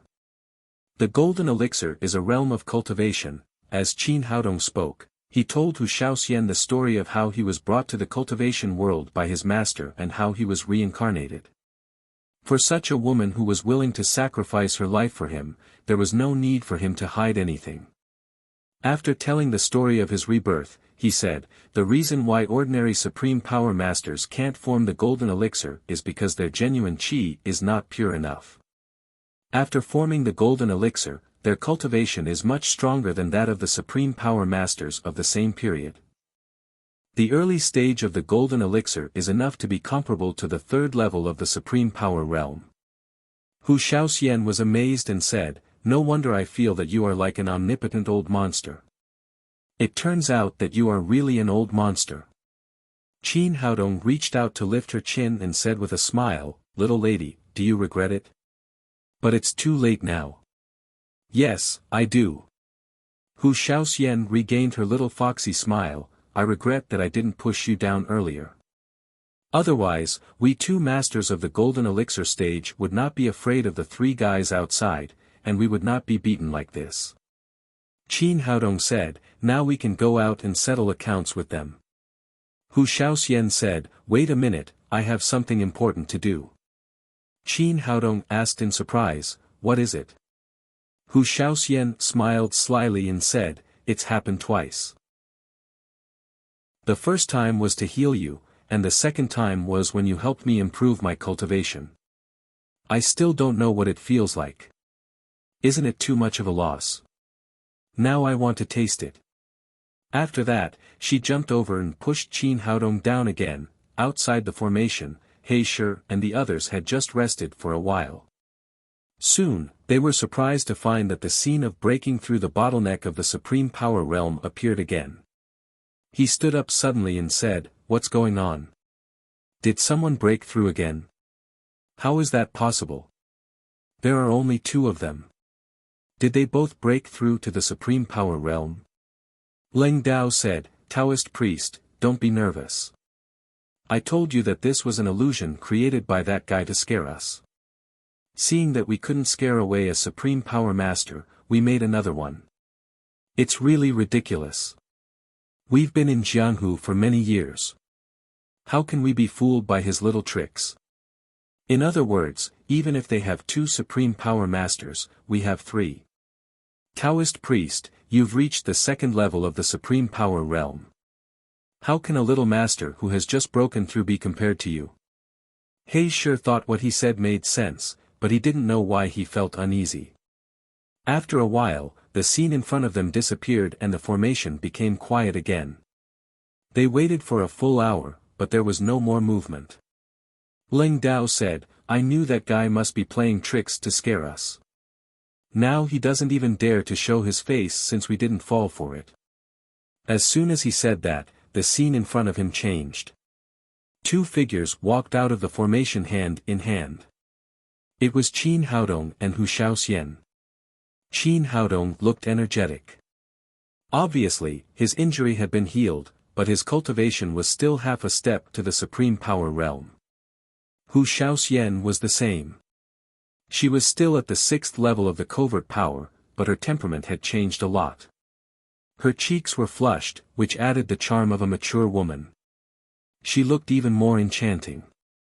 It was Qin Haodong's idea to hide his cultivation. If they both showed the strength of the third level of the supreme power realm, the three people in front of them would run away before they could do anything. It was not easy to catch a supreme power expert who was running away. Once he ran away, there would be trouble in the future. Leng Feng didn't know about this. He laughed arrogantly when he saw the two's strength. "Am I right? Neither of them has broken through. What they did just now was a trick." Leng Feng laughed arrogantly. Then he looked at Hu Shaoxian again. It was as if he had met a magnet. He didn't want to move his eyes away. They had only been apart for a few hours, but this woman had become even more beautiful and charming. It was as if she could hook people's souls out of their bodies. He took 2 steps forward and stood in front of them, saying, "Little girl, you can't always hide. You'll have to sleep with me sooner or later. As for this useless toy boy, I'll kill him for you now. After saying that, he pulled out the willow knife from his back and slashed at Qin Haodong. His eyes were still fixed on Hu Xiaoxian's beautiful face. He was a supreme power expert and was famous for his fast knife. That was why he was called Ling Dao. Even though he didn't use his full strength, his knife was still as fast as lightning. He slashed at Qin Haodong's face at an extremely fast speed. Qin Haodong sneered. He stretched out his right hand and 1,000 blades suddenly appeared in his palm. Then he also slashed at Ling Dao. Compared with Ling Dao's willow knife, Qin Haodong's knife was faster, fiercer, and sharper. The huge pressure seemed to make the surrounding space tremble. My God, how can he be so strong? At this time, Ling Dao realized that something was wrong. He was so scared that his legs turned to jelly. The young man in front of him had not only entered the ranks of supreme power experts, but was also far more powerful than the first level of the supreme power realm. It seemed that the scene just now was not a lie. The strength he showed was half a step to the supreme power realm. He was pretending to be weak to eat a tiger. In the face of such a sharp knife, Ling Dao completely lost the courage to fight. He turned around and wanted to run, but it was too late. Before the 1,000 blades touched the willow knife, the powerful knife light had already cut the willow knife into 2 pieces. Then Ling Dao was cut into 2 halves. Blood splashed everywhere. Everything happened too fast. Before others could react, Ling Dao had been completely cut into 2. He had completely become a dead Azura. He Shi's pupils shrank. Although Ling Dao was careless, he was afraid that even he couldn't kill a supreme power expert with 1 knife. Yagi Yukaim was also shocked. She pulled out the Dajijiri Yasutsuna from her back and was on guard. Zhou Tianhu was the worst. Although Qin Haodong's powerful knife Qi was not aimed at him, he was still scared and almost wet his pants. He Shi hesitated. It was easy to kill Qin Haodong to avenge his son, but he didn't expect that Qin Haodong would escape and become so powerful. Judging from the knife just now, Qin Haodong's cultivation seemed to be higher than his. As the saying goes, the older you are, the more afraid you are of death. Although he had lived for nearly 100 years, he still didn't want to live enough. Now he was afraid and even wanted to retreat. At this time, Yagi Yukaim came to him and whispered, "Taoist, let's join hands." He Shi thought for a moment and finally nodded. Although Qin Haodong's strength was strong, he was no match for the 2 supreme power experts. Moreover, he was a second-level supreme power master. Even if he couldn't defeat Qin Haodong, he could escape. Thinking of this, he pulled out the sword from his back and winked at Yagi Yukaim. The 2 of them rushed to Qin Haodong together. This time, He Shi completely stopped looking down on Qin Haodong. The long sword in his hand was like a dragon and a snake, stabbing at Qin Haodong's heart like lightning. But when he stabbed with his sword with all his strength, he suddenly felt a sharp pain in his back. Then, the tip of a knife came out of his chest. Chapter 4:16. He Shi knelt on the ground with a plop. The long sword in his hand was leaning on the ground, and there was a trace of red blood at the corner of his mouth. He didn't need to look back to know who did it. Qin Haodong and Hu Xiaoxian didn't move in front of him. Only Yagi Yukaim could stab him. Originally, He Shi had a good plan. He would fight with Qin Haodong. If he couldn't beat Qin Haodong, he could escape. He was a second-level supreme power master, so no one could stop him if he wanted to escape.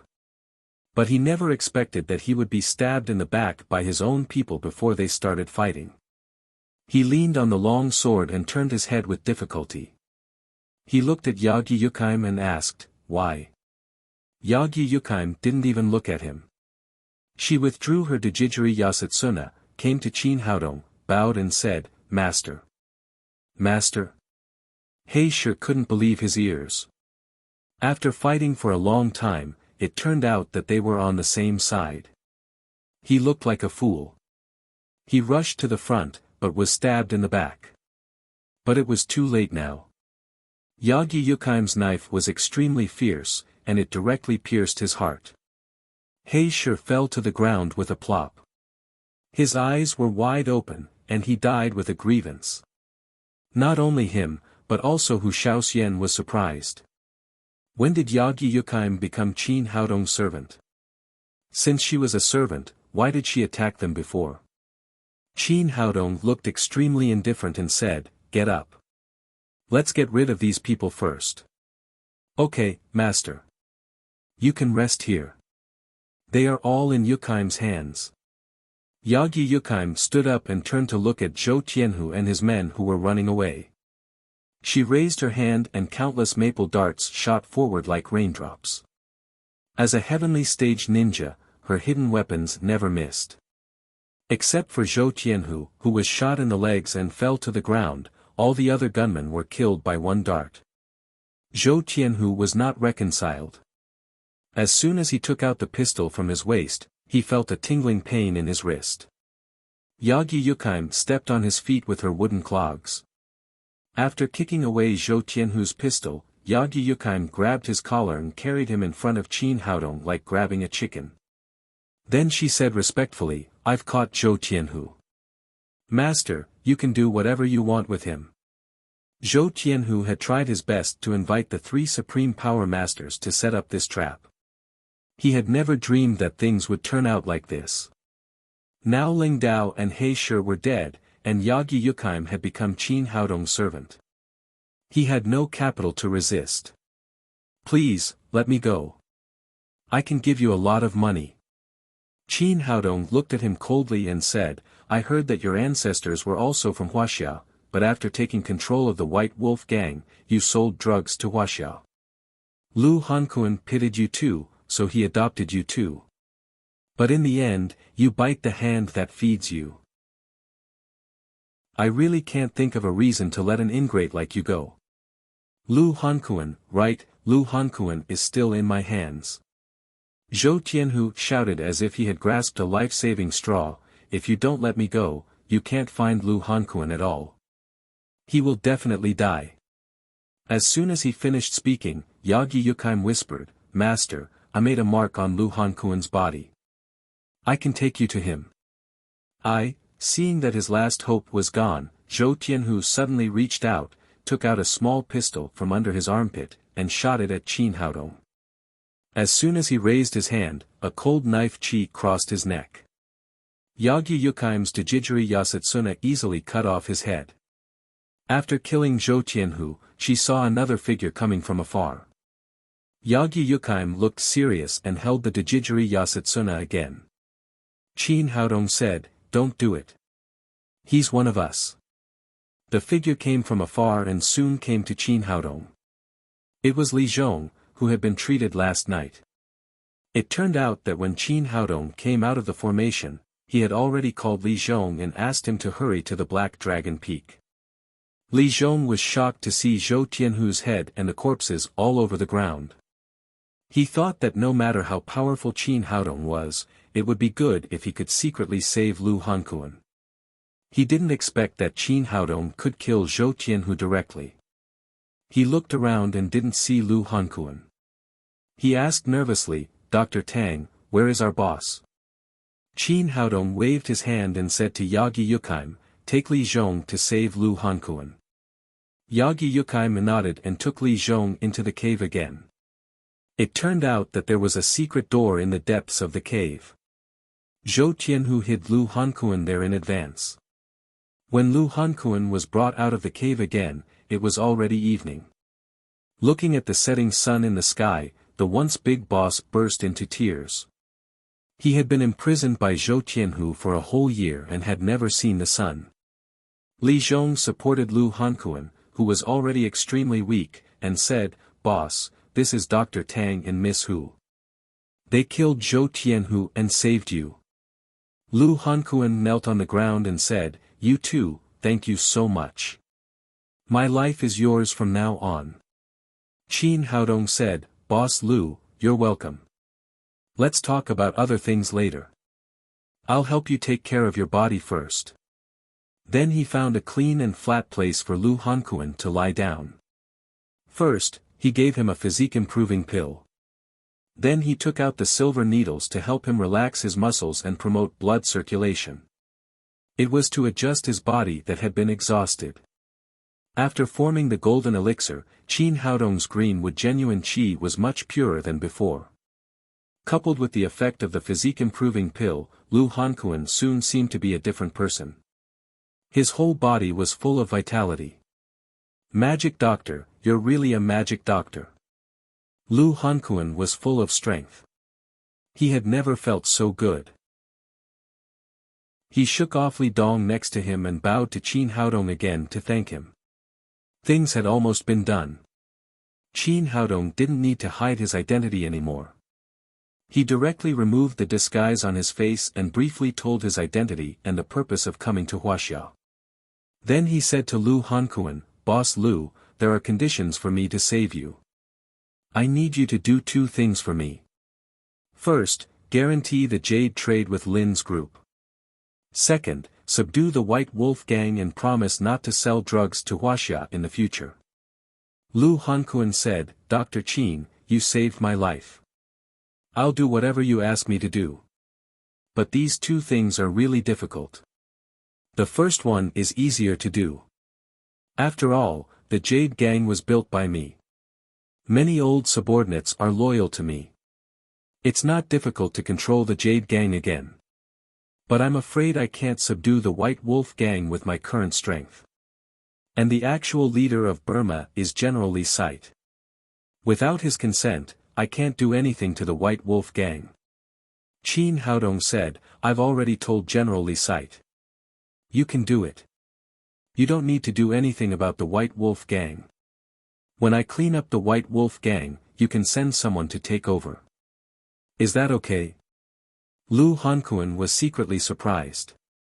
He didn't know how the young man in front of him dealt with General Li Site. But after listening to Qin Haodong, he patted his chest and said, that's no problem. If Dr. Qin cleans up the White Wolf Gang, I'll be useless if I can't take over.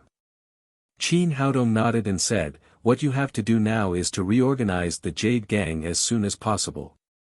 Tell me, how long do you need? 3 days. Lu Hankuan said. Qin Haodong said, that's too long. I don't have that much time. Dr. Qin, 3 days is very fast. After all, the Jade Gang has been under Zhou Tianhu's control for so long. Many people are his henchmen. Before Lu Hankuan finished speaking, Qin Haodong waved his hand and said, I understand what you mean. I'll ask Yukaim to help you. Kill those who don't agree. By tomorrow morning, you must completely control the Jade Gang. After that, he turned to Yagi Yukaim and said, from now on, you will follow Boss Lu until he completely controls the Jade Gang. Yagi Yukaim said respectfully, yes, master. Lu Hankuan glanced at Yagi Yukaim. Although he didn't know how much help this Japanese woman could give him, he didn't say anything. In any case, he would do as Qin Haodong asked. After all, his life was saved by Qin Haodong. After everything was arranged, Qin Haodong returned to the Tang sect clinic with Hu Shaoxian. Lu Hankuan, Yagi Yukaim and Li Zhong left the Black Dragon Peak together.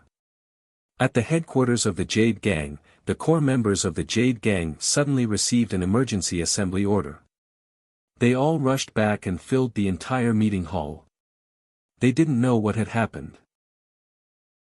Suddenly, they were surprised to find that the old boss Lu Hankuan suddenly appeared in front of them, accompanied by Li Zhong and a Japanese woman. Those who were originally loyal to Lu Hankuan were suddenly surprised and happy. Some people's expressions changed greatly. They were all the people who had been trained by Zhou Tianhu in the past year. Lu Hankuan sat in the position of the boss. After glancing around coldly, he said, from today on, Lu Hankuan will be the boss of the Jade Gang again.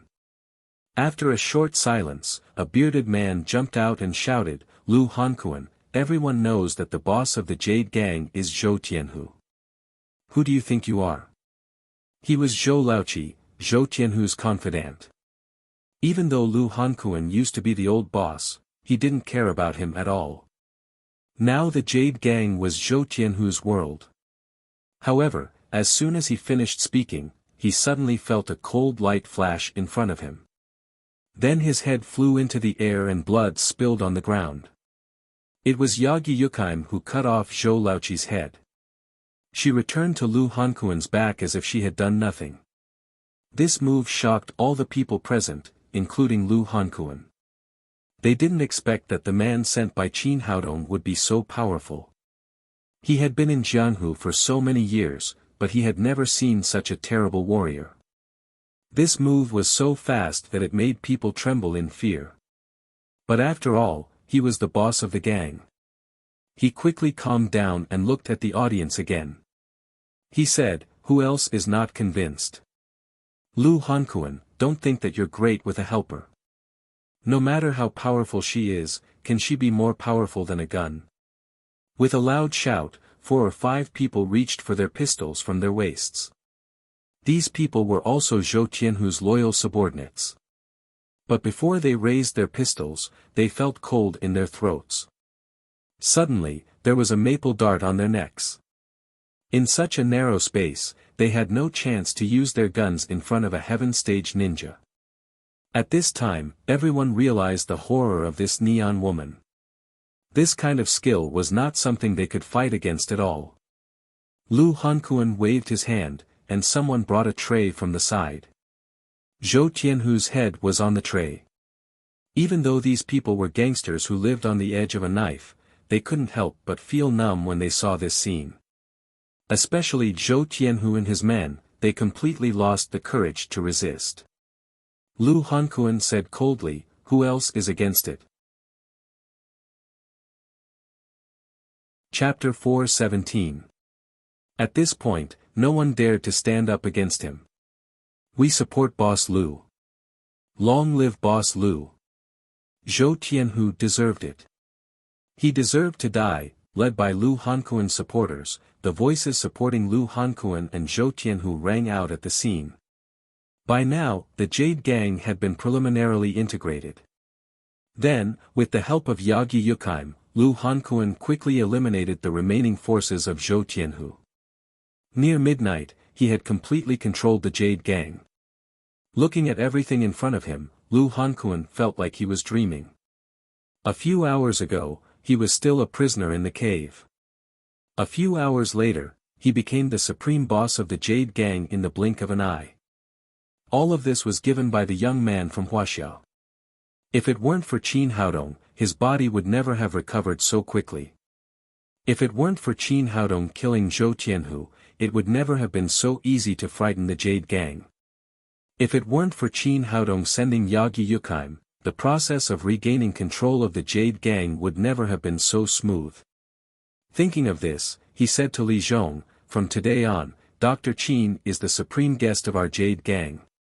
If anyone dares to disrespect Dr. Qin, he will be punished immediately according to the rules of the gang." "Yes, boss. I'll convey it now."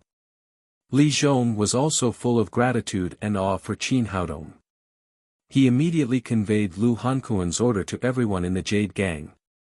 After Qin Haodong and Qin Haodong returned to the Tang sect clinic, Hu Shaoxian prepared a sumptuous dinner and they had a good meal. Then she pulled Qin Haodong to the bed, saying that she wanted to thank him for improving her cultivation. As a result, it took her 2 or 3 hours to thank him. After a series of battles, Hu Shaoxian lay in Qin Haodong's arms.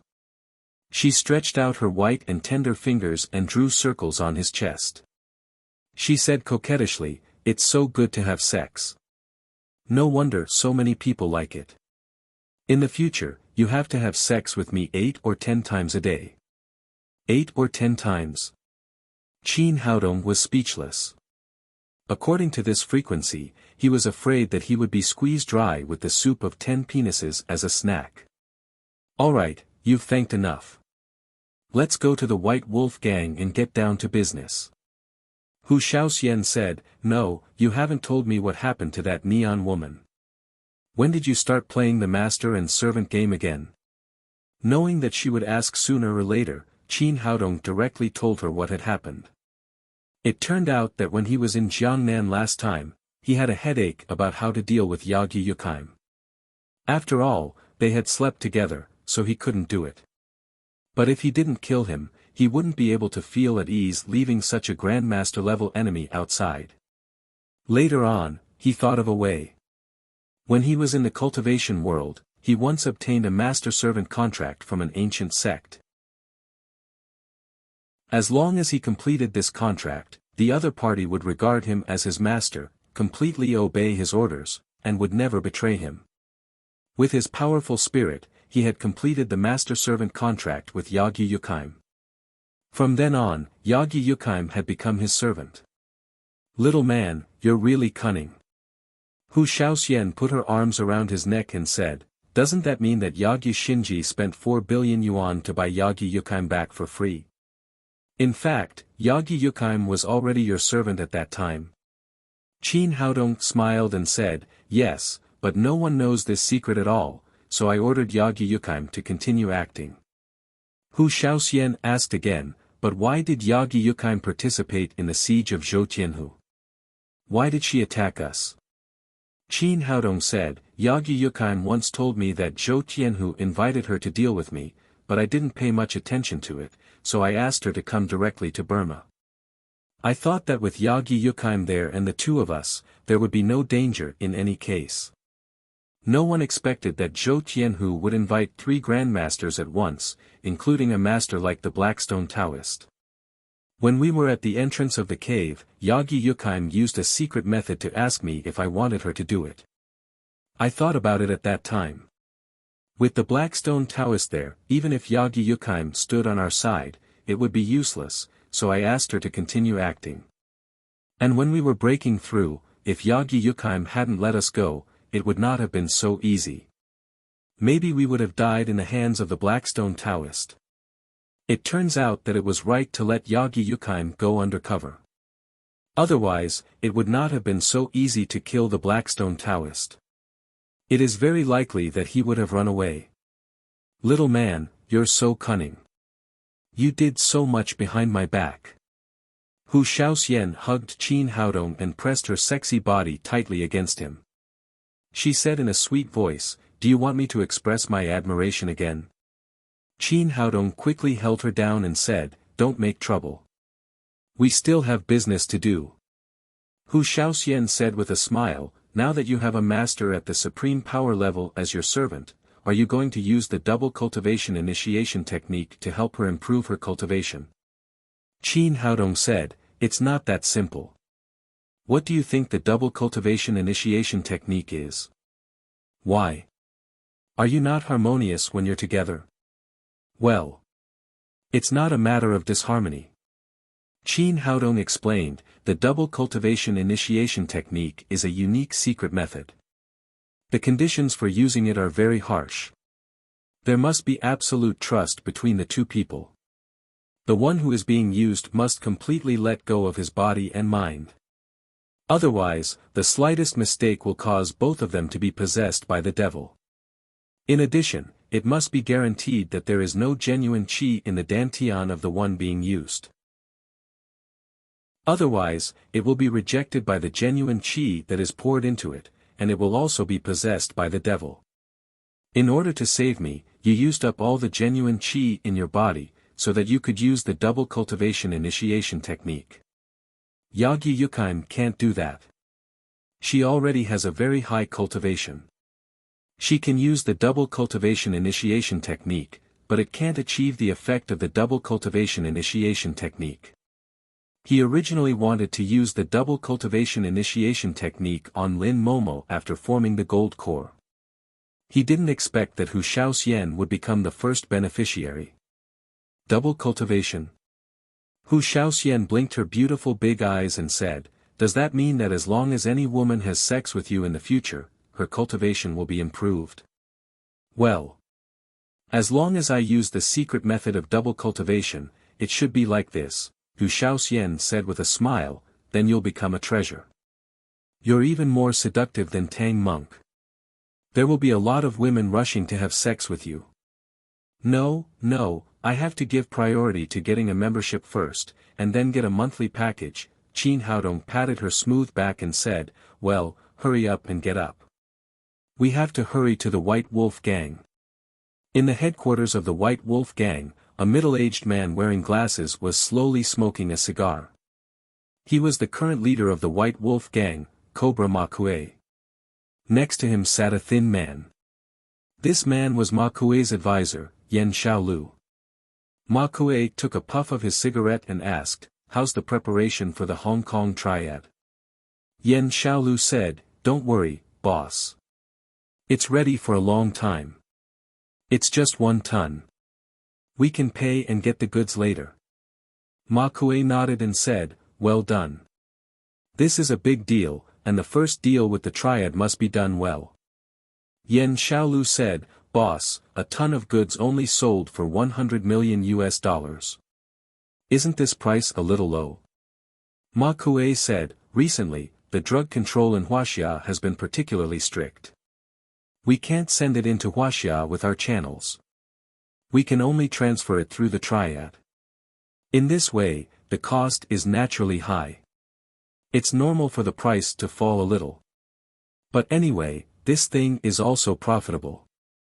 After all, we can still make a lot of money. Boss, you're far-sighted. Yen Xiaolu thought for a moment and whispered in Ma Kuei's ear, boss, it's not easy for us to make money. Isn't it a little too much to give half of it to Zhou Tianhu?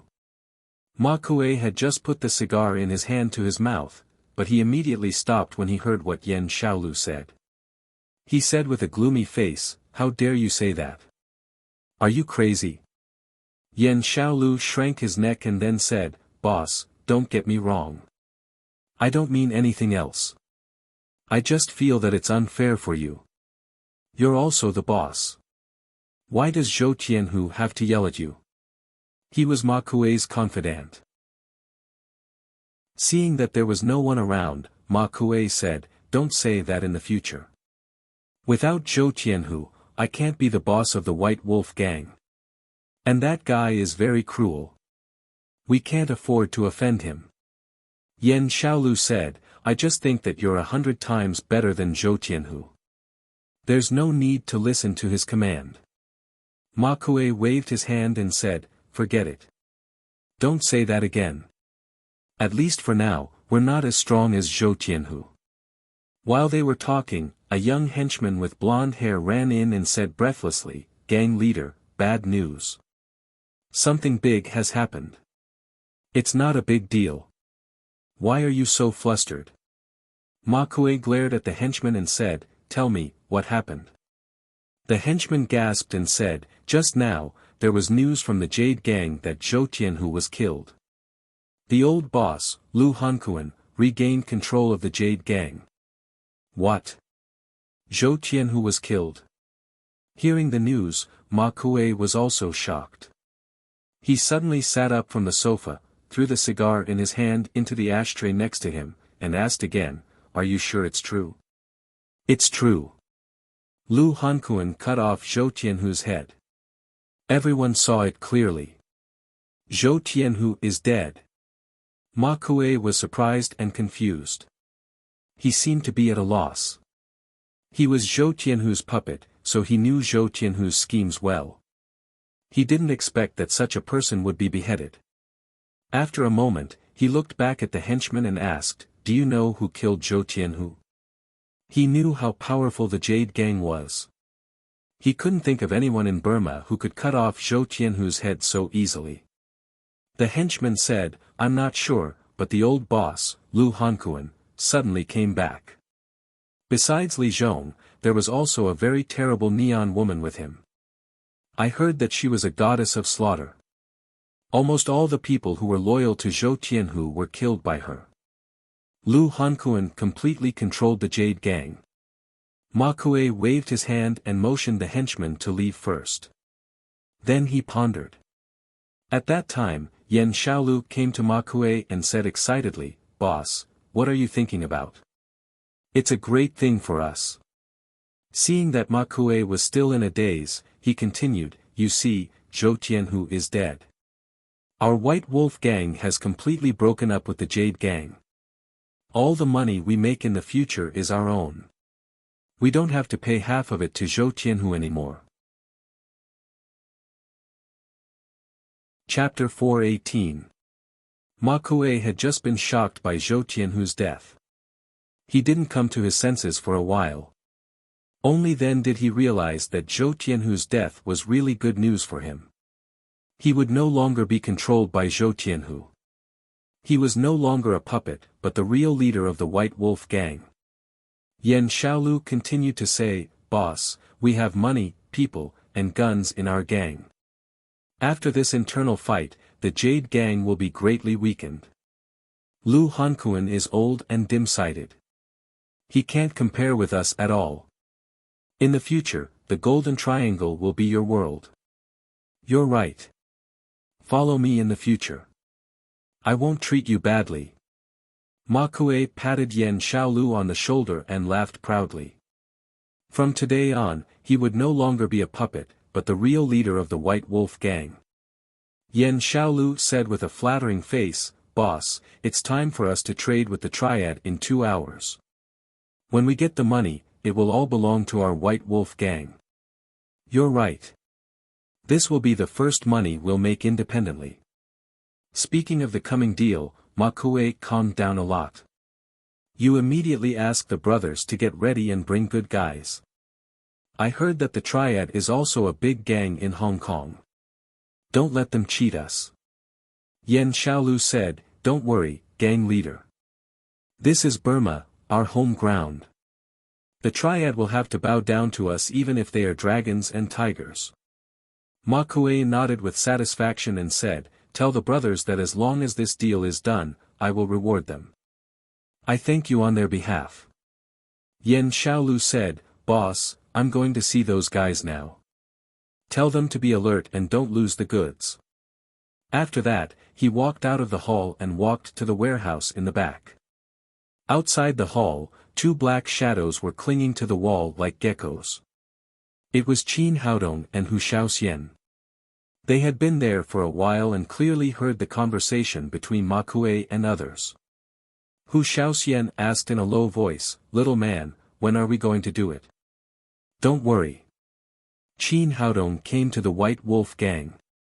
He originally wanted to kill Ma Kuei and others quickly. After listening to their conversation, he changed his mind, because the Triad was coming soon. Since they're about to make a deal, let's play a game with them. Hu Shaoxian asked in confusion, What do you want to do? Follow me first. You'll know later. After Qin Haodong said that, he took Hu Shaoxian and left the White Wolf gang station and returned to the position. Half an hour later, they returned together and came to the warehouse where the White Wolf gang stored drugs. At this time, Yan Xiaolu was lecturing the people of the White Wolf gang who were counting the weapons. Keep a close eye on the weapons in your hands. The gang leader said that everyone will be heavily rewarded if the deal is done. In front of the warehouse, there were more than 10 armed gunmen guarding the place. The security was very tight. However, this kind of defense was of no use to Qin Haodong. He took out the formation flags and set up an illusion formation. Then he walked in with Hu Shaoxian. Neatly arranged woven bags were stacked in the storeroom, all of which were filled with drugs. Altogether, there was more than a ton of them. In the past, when he saw the news about drugs on TV, it was calculated by the number of grams. Now that he saw so many at once, it was really shocking. These damn things, how many families will be ruined by sending so many drugs into Wuxia? Qin Haodong cursed angrily. Then he thought of something and put all the drugs in front of him into the storage ring. Soon, the woven bags reappeared in the storeroom, but the things inside had been replaced with the flour he had just bought. After doing all this, the two of them left the storeroom and waited for the trading time between the White Wolf gang and the Triad. An hour later, the people of the White Wolf gang began to load the drugs into 2 pickup trucks. Together with more than a dozen jeeps created by others, they drove to the suburbs together.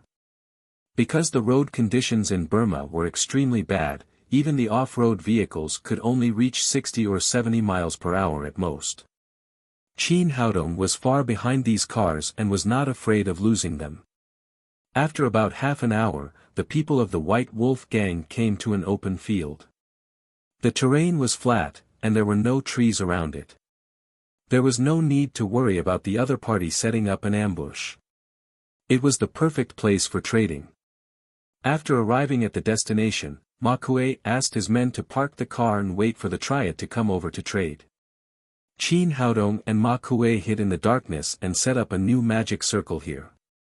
As soon as all this was done, a beam of light lit up in the distance, and then more than a dozen off-road vehicles drove over. It was the triad who came to trade. After the vehicles were parked, 40 or 50 gunmen jumped out of the vehicles, armed with live ammunition. Behind them, 5 people carried 5 huge suitcases, which looked extremely heavy. The leader of the triad was a young man in his 30s with a long scar on his face, which made him look extremely ferocious. He was Zhao Chang, the vice president of the triad. He was nicknamed Mad Dog in the underworld. When the people of both sides arrived, the venue was as bright as day under the lights of more than 20 off-road vehicles. Ma Kuei took a few steps forward, cupped his hands to Zhao Chang, and said, "You must be President Zhao. Nice to meet you." Zhao Chang said, "Boss Ma, this is the first time that our two gangs have made a deal. Have you brought the goods?" Ma Kuei said, "Of course I have. A whole ton of good goods."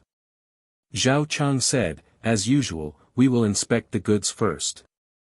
Don't worry. Only the Golden Triangle has the best drugs in the world, and our White Wolf gang has the purest goods in the Golden Triangle." Ma Kuei was not worried about his goods. With a wave of his hand, Yan Xiaolu sent the sample to Zhao Chang for inspection. Zhao Chang took the sample sent by Xiaolu, picked it up with his fingernail, put it in his nostrils and sniffed it hard. He nodded and said, "The goods are good. They are really pure." Ma Kuei said proudly, "Of course, our White Wolf gang is very sincere. I hope we can continue to cooperate with the triad in the future." Zhao Chang said, "Boss Ma, you have a good eye. Now the investigation in Wuxia is getting stricter and stricter. Looking at the whole underworld, only our triad has the strength to send this thing into Wuxia. Other gangs can't do it. I hope we can cooperate happily in the future." Ma Kuei said, "Boss Zhao, did you bring the money?" Zhao Chang waved his hand, and several people behind him brought the 5 large suitcases and placed them on the ground. "Boss Ma, the rule in our industry is that you get the money and you get the goods. President Zhao is a straightforward person." Ma Kuei nodded and asked his men to send the woven bags full of drugs. The two sides traded on the spot. Soon, Ma Kuei's men brought the 5 large suitcases, and Zhao Chang's men moved all the woven bags to their side. Yan Xiaolu pulled a suitcase and opened the zipper.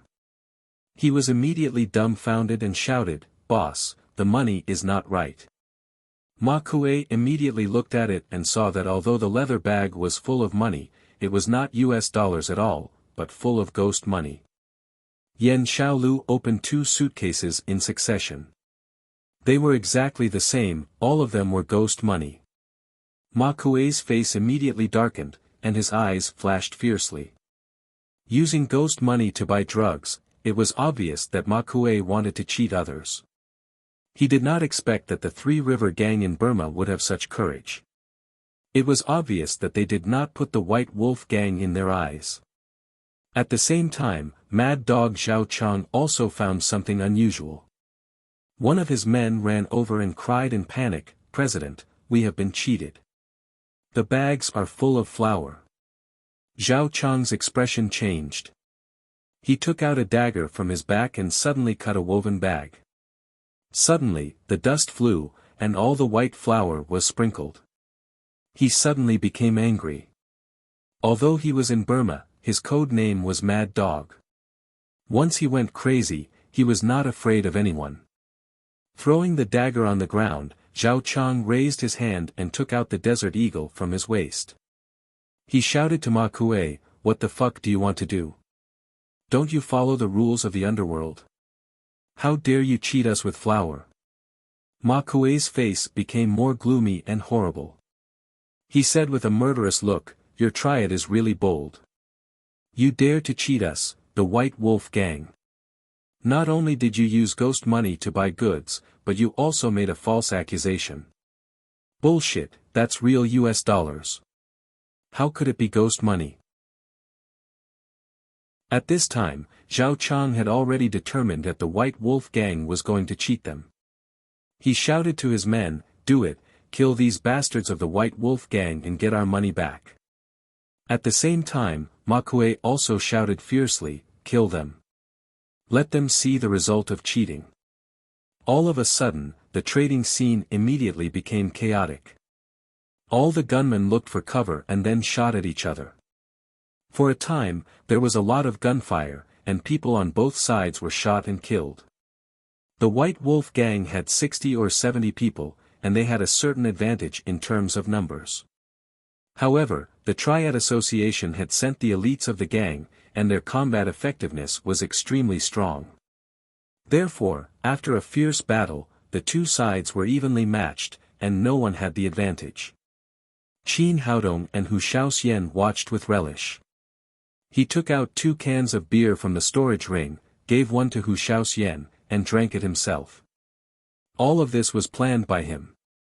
Whether it was the drugs of the White Wolf Gang or the $100 million of the Triad, they were all in his storage ring.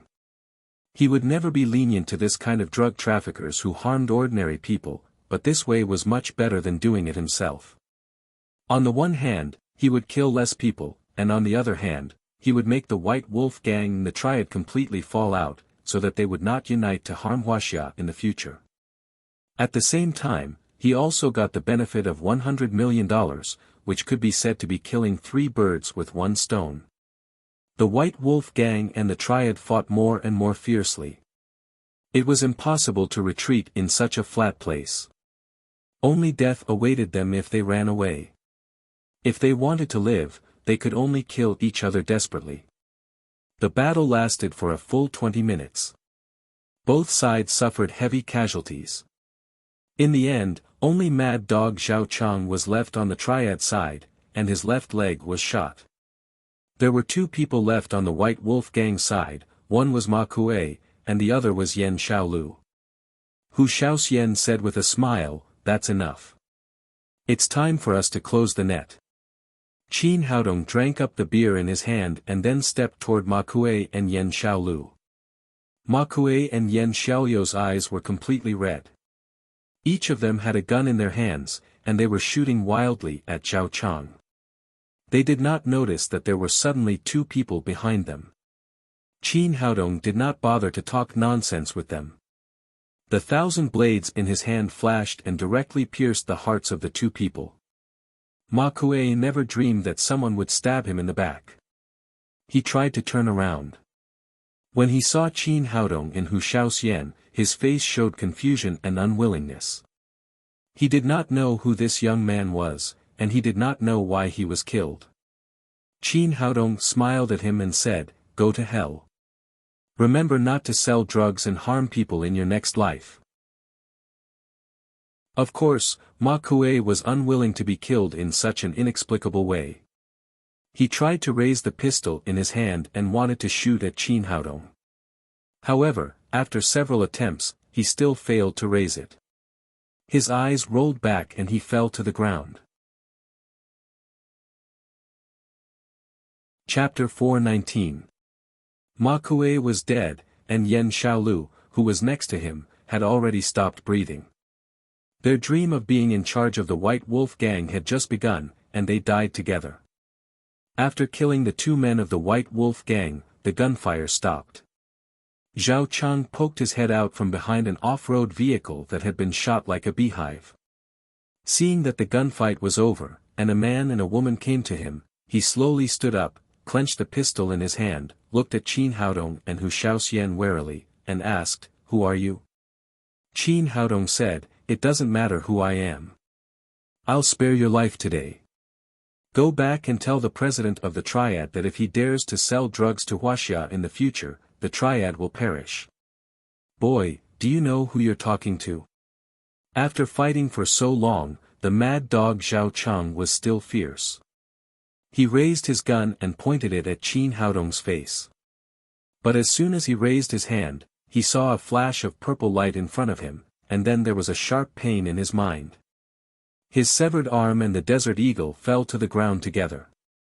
Zhao Chang's arm was cut off, but Hu Xiaoxin's face did not change. She smiled and put away the purple flash sword. Qin Haodong said, "You're lucky. I still need a messenger. Otherwise, you'll die like them today. Get out of here." After that, a strong murderous aura was suddenly released. Even though Zhao Chang was known as a mad dog, even though he had killed countless people in his life, facing such a strong murderous aura, he was so scared that his legs trembled and he almost peed his pants. "I'll go. I'll go." Zhao Chang was completely frightened. He turned from a mad dog to a stray dog. He got in a usable jeep and left in a hurry. Qin Haodong turned back and burned the 5 boxes of hell money, which was a gift to these people. Then he left the scene with Hu Xiaoxian. As soon as Lu Hankuan took over the Jade Gang, he received a call from Qin Haodong, who told him that Ma Kuei was dead and asked him to send someone to replace the leader of the White Wolf Gang immediately. He didn't expect that Qin Haodong would kill Ma Kuei so soon. He was full of admiration for Qin Haodong. He was like a god. After that, he immediately asked Li Zhong to bring people to replace the White Wolf Gang. As Lu Hankuan's most loyal subordinate, and at the same time, he had made great contributions this time. Lu Hankuan did not mistreat Li Zhong. He directly made him the leader of the White Wolf Gang and regained control of the drug business in the Golden Triangle. Qin Haodong had no opinion on this. The Golden Triangle had existed for so many years that it was not something that he could eliminate just because he wanted to. Moreover, it was the government's responsibility to completely eliminate drugs. Many local people lived by growing opium poppy. He was just a traditional Chinese medicine practitioner in Wuxia, not a savior. As long as Li Zhong promised not to sell these things to Wuxia, it would be fine. When the sun rose the next day, many people discovered that the Golden Triangle had undergone earth-shaking changes overnight. 2 of the original 3 major gangs had changed owners. During the internal fight, both the Jade Gang and the White Wolf Gang had suffered some damage. They were even weaker than the Lutheran Society. However, the relationship between the 2 gangs was very good, so the Lutheran Society did not dare to make any moves. Relatively speaking, there was still a wonderful balance between the 3 forces. Some people speculated that with such a big change in the White Wolf Gang and the Jade Gang, General Li Site, the actual ruler of the Golden Triangle, would definitely stand up and speak out. Sure enough, General Li Site expressed his attitude that morning. However, to people's surprise, General Li Site did not express any dissatisfaction. He completely supported Lu Hankuan and Li Zhong. Since General Li Site had agreed, others naturally did not dare to say anything. From that day on, the Golden Triangle of Burma entered a new period. At the Tang Sect Clinic, Qin Haodong no longer needed to use the clinic to hide his identity. He directly took off the sign of the clinic and no longer opened the door to receive patients. Inside the clinic, Yagi Yukheim, who was wearing a kimono and wooden clogs, was standing respectfully in front of Qin Haodong. "Master, the task you gave me has been completed." Glancing at Hu Xiaoxian next to him, Qin Haodong was still somewhat not used to being called Yagi Yukheim. He did not have any desire to be a master. Moreover, this beautiful woman had fought with him on the bed for a day and a night, so the relationship between them was not very easy to define. The reason why he signed the master-servant contract at the beginning was because he had no other choice. Otherwise, this woman would never stop pestering him. He waved his hand and motioned for Yagi Yukheim to stand up. He said, "You did a good job. There's nothing else in Burma. You can go back to Japan." Yagyu Yukime bowed again, but there was a flash of hesitation on her face. She glanced at Hu Shaoxian next to her and wanted to say something. Hu Shaoxian was as smart as a little fox. She immediately stood up and said, "You guys talk. I'll go to town and go back to Wuxia soon. I have to buy some specialties for everyone."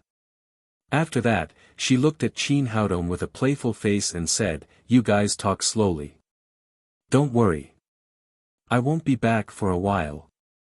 Qin Haodong looked embarrassed, but he could not say anything. This kind of thing always made things worse. After Hu Shaoxian left, he said to Yagyu Yukime, "If you have something to say, just say it." Yagyu Yukime knelt on the ground, lowered her head and said, "Yukime begs master to help me get revenge." "Help you get revenge?" Qin Haodong was a little confused. He had killed Yagyu Hirai, and now Yagyu Yukime wanted him to help her get revenge. Did she want him to kill himself? He asked doubtfully, "Get up first and tell me slowly." "What do you mean?" Yagyu Yukime understood what Qin Haodong was thinking. She stood up and said, "Master, Yagyu Hirai is dead. Whether the people of the Yagyu family live or die has nothing to do with me. My big enemy is Yagyu Shinji, the master of the Yagyu family." "What? What are you talking about? My mind is a little confused." Qin Haodong was completely confused. He did not understand what Yagyu Yukime meant. "Master, listen to me slowly." Yagyu Yukime began to tell her story.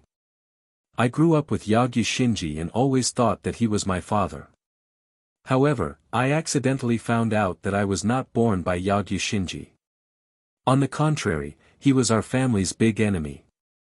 Later, after many inquiries, I learned that I was born in an ordinary family. My parents ran a small tavern. Yagyu Shinji came to our house to drink.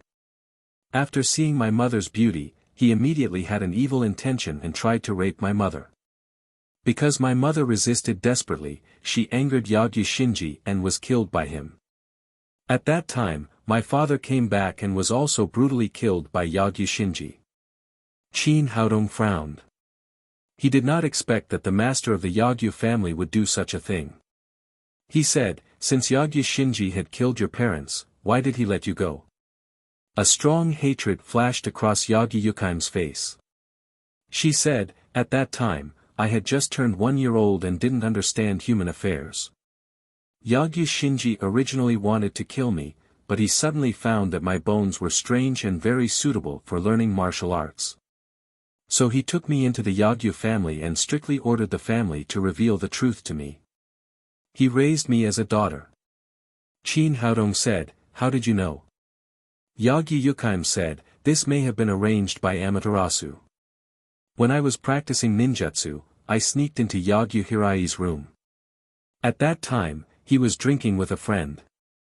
The man asked him if he was afraid that I would take away his position as the heir of the family because I was too good. Yagyu Hirai told the truth after he was drunk. He said that I was just a bastard, a tool picked up by his father. I was not a member of the Yagyu family at all, and it was impossible for me to become the heir of the family. Later, I collected the hair of Yagyu Shinji and Yagyu Hirai and secretly did a DNA test to confirm that I had no blood relationship with them." Speaking of this, Yagyu Yukime's eyes were full of hatred. She said in a cold voice, "From then on, I had always wanted to avenge my parents, but I knew that I couldn't fight against the entire Yagyu family, let alone Yagyu Shinji.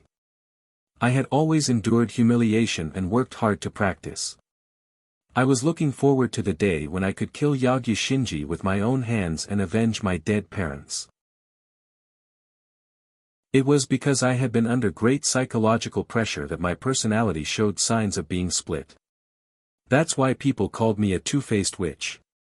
Qin Haodong sighed secretly.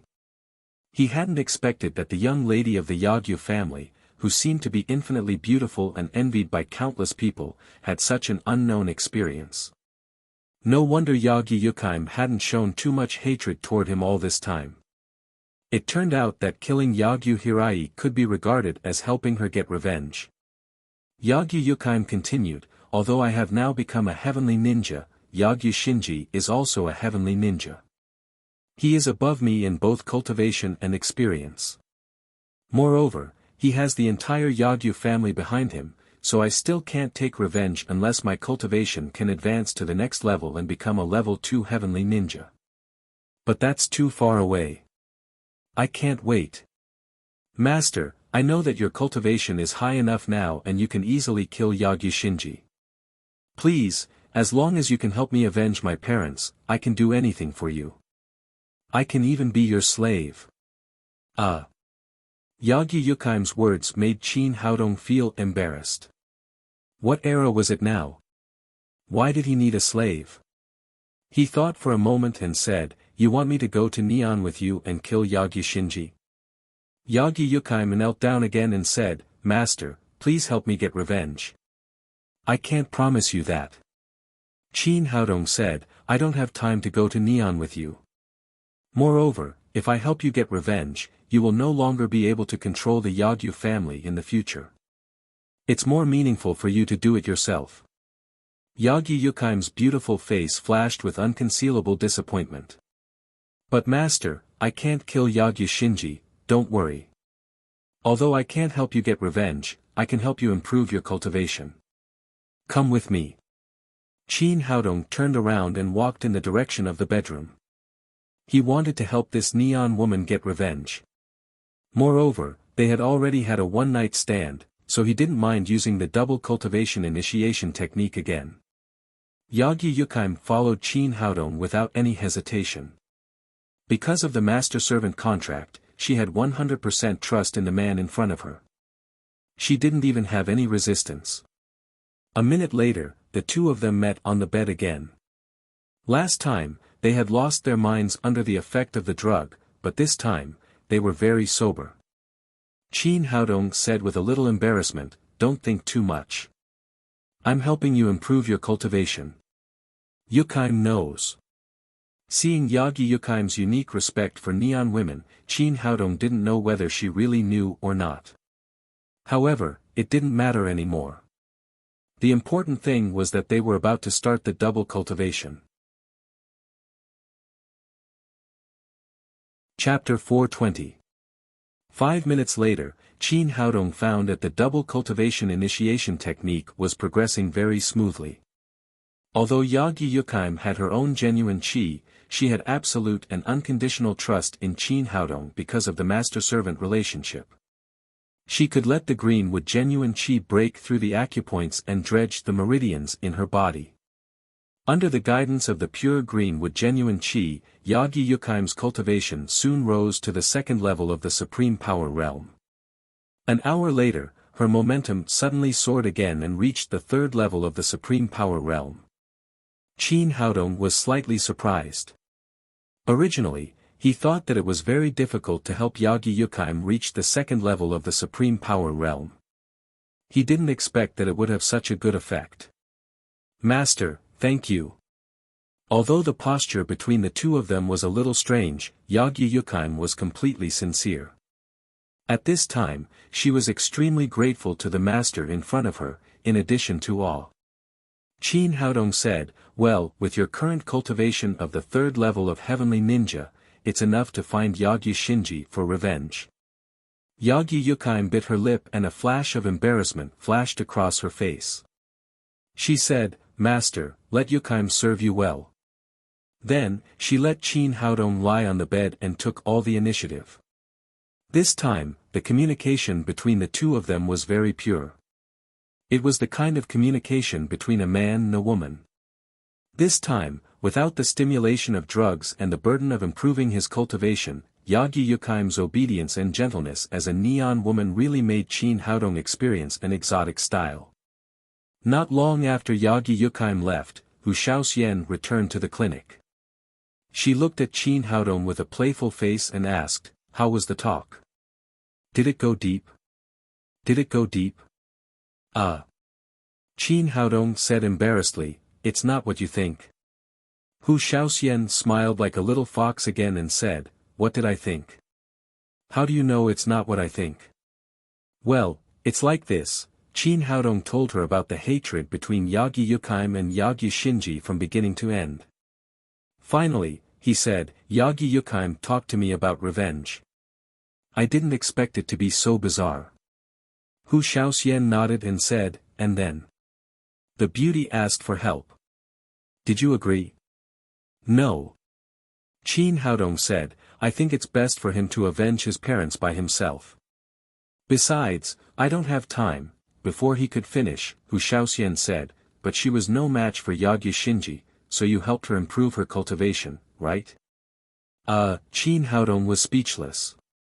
This woman was too smart. He said embarrassedly, "It's like this. Anyway, she helped us this time, and we have a master-servant contract. If anything happens to her, my strength will be damaged." Hu Shaoxian said with a smile, "I don't want to hear that. I just want to know how you helped her improve her cultivation." Thinking of what had just happened, Qin Haodong looked embarrassed and couldn't say anything.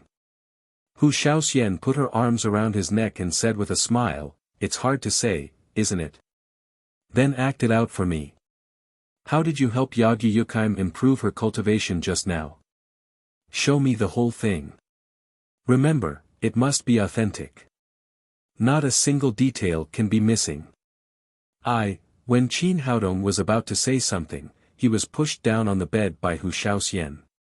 She repeated the scene that had just happened not long ago. The two of them left the Tang sect clinic when it was close to evening. From morning to night, even with Qin Haodong's strong physique, he felt a little weak in the legs. First, Yagi Yukime, then Hu Shaoxian. The attacks of these two women were so fierce. If his cultivation hadn't reached the gold core stage, he would have been holding the wall and walking. After some nourishment, Hu Shaoxian was in high spirits. She held Qin Haodong's arm and said with a smile, "Little man, your way of improving your cultivation is very special. We have to practice more in the future. But I have to keep an eye on you. You're like Tang Seng now. You can improve your cultivation by rolling in the bed. If the news gets out, you'll be snatched away by all kinds of enchantresses." Qin Haodong smiled awkwardly. He thought to himself, "I can't even handle a little fox like you. How dare I provoke others?" Hu Shaoxian asked again, "How is the effect on Yagi Yukime's side? How much has her cultivation improved?" Qin Haodong said, "Because of the master-servant contract, the effect of the initiation technique is very good. She's now the same as us, almost at the third level of the supreme power realm." Hu Shaoxian said, "Rolling in the bed once is equivalent to decades of hard work for others. It seems that I have to roll in the bed with you more in the future." While they were talking, they had arrived at the residence of the Jade Gang. This time, Lu Hankuan invited them to a banquet. In the luxurious living room of the Jade Gang, a sumptuous banquet had already been set up. Lu Hankuan invited Qin Haodong and Hu Shaoxian to sit in the main seats, while he and Li Zhong accompanied them. Although they had now completely controlled the Jade Gang and the White Wolf Gang, they had a kind of respect for Qin Haodong and Hu Shaoxian from the bottom of their hearts. On the one hand, they were grateful to Qin Haodong for saving their lives from the bottom of their hearts. They knew that without Qin Haodong, they wouldn't be where they were today. On the other hand, they were very clear about the power of this Wuxia man. He didn't care about a small gang leader at all. "Two benefactors, thank you for saving my life." Lu Hankuan and Li Zhong both raised their glasses and toasted Qin Haodong and Hu Shaoxian. After putting down the glass, Lu Hankuan said, "Dr. Qin, if it weren't for your help this time, my life would have been over, so please give me a chance to repay your kindness." Qin Haodong said, "I've already said that there are conditions for helping you. First, you must ensure the supply of Jiangnan Lin's group's jade. Second, you must ensure that the White Wolf Gang's drugs can't enter Huaxia. These two conditions are too simple. Even if Dr. Qin didn't say it, we would do it. I don't think we can express our gratitude to Dr. Qin at all. Lu Hankuan said, Dr. Qin, how about this? In the future, you will be the chief of both of us. The White Wolf Gang and the Jade Gang will all listen to your command. Qin Haodong shook his head and said, forget it. I'm just a doctor. I'm not interested in this kind of gang business. This. Lu Hankuan and Li Dong looked at each other and said, Dr. Qin, how about this? I'll give you a gift. Please accept it. But this gift is not mature yet, so I can't take it out. Qin Haodong saw that he was serious, so he asked, tell me, what is it? Lu Hankuan said, Dr. Qin, do you know why Zhou Tianhu didn't kill me directly? On the contrary, he imprisoned me for so long. Qin Haodong said, he should have a plan. That's right. Lu Hankuan nodded and said, everyone knows that jade comes from Burma, but in recent years, due to excessive mining, the raw jade gemstones in the old pit of Burma are almost exhausted, and less can be produced. The newly opened mines not only have low output, but also poor quality. 3 years ago, when I was hunting in the mountains, I accidentally found a new rich jade mine. My old man has dealt with jade all his life, so he immediately felt that this mine was unusual. Later, I invited professionals to inspect it, and the conclusion was that the raw jade gemstones stored in this mine, both in quantity and quality, are no less than those in the old pit of Burma. Once developed, the value is immeasurable. Qin Haodong asked, since there is such a good mine, why hasn't it been developed yet? There are 2 main reasons for not developing it. First, the new mine is deep in the mountains, and the road is blocked. If we want to develop it, we have to build the road first, which requires a lot of money. Second, the location of the new mine is within the sphere of influence of the Sirius Gang. At that time, the relationship between the Jade Gang and the White Wolf Gang was not very good, so they couldn't develop it across the border. Because of these 2 reasons, I secretly hid this secret, but I didn't expect that Zhou Tianhu still got a hint. But because of this, my life was saved. After a pause, Lu Hankuan continued, in the past 2 days, Li Zhong and I have been discussing how to repay Dr. Qin for saving our lives. To tell you the truth, we have just taken control of the Jade Gang and the White Wolf Gang, and we don't have much money in our hands. If we don't have enough money, we can't express our gratitude with money. Originally, I wanted to give this jade mine to Dr. Qin as a reward, but the mine can't be developed for the time being. I was afraid that Dr. Qin would doubt our sincerity, so I didn't say anything. After listening to Lu Hankuan, Qin Haodong's heart moved. This was good news. If the Lin's group had the support of this jade mine, they would no longer have to worry about the supply of raw jade gemstones. Seeing that Qin Haodong didn't speak, Lu Hankuan thought he was not satisfied. He quickly said, Dr. Qin, this is what I think. From now on, this jade mine belongs to you. After a period of time, when we have some savings in our hands, we will immediately build the road and develop it. All the money from the sale of the raw jade gemstones will belong to you. Qin Haodong thought for a moment and said, how much money does it cost to develop this new mine? Lu Hankuan said, because the cost of building the road is relatively high, it will cost 2 billion yuan. Qin Haodong said, I don't know how the ownership of the Burmese mine is divided. If we invest 2 billion yuan to develop it, will we be forcibly expropriated by the Burmese government? Lu Hankuan said, that won't happen. Our location is relatively remote and belongs to the sphere of influence of General Li Site. The Burmese government can't reach so far. Qin Haodong said, in other words, to develop this mine, we must also get the consent of General Li Site. Li Zhong said, this is necessary, but I have already discussed it with the old gang leader. After a period of time, we will go to discuss with General Li Site together. I believe he will agree. Qin Haodong thought for a moment and said, well, I will pay 2 billion yuan, and you will immediately prepare to develop this new mine. The ownership of the mine will be divided in this way. General Li Site and I will each take 40%, and the Jade Gang and the White Wolf Gang will each take 10%. What do you think? Both Lu Hankuan and Li Zhong were shocked. They didn't expect Qin Haodong to be able to take out so much money at once. They quickly said, Dr. Qin, you are our savior. This mine is to repay you. We don't want shares. Qin Haodong waved his hand and said, the shares will be as I said. After all, you have so many brothers to support. I will go to General Li's site later to discuss it and settle things as soon as possible. He knew very well that he was not in Burma. If he wanted to stabilize the jade mine, he had to have a good relationship with Li Site, the local tyrant, so it was necessary to give up 40% of the shares. The same was true for the Jade Gang and the White Wolf Gang. They couldn't let people work for free for a long time. Kindness was not something that lasted long. It was the most stable way to divide the shares through cooperation. Chapter 421. Now the market for jade was rising.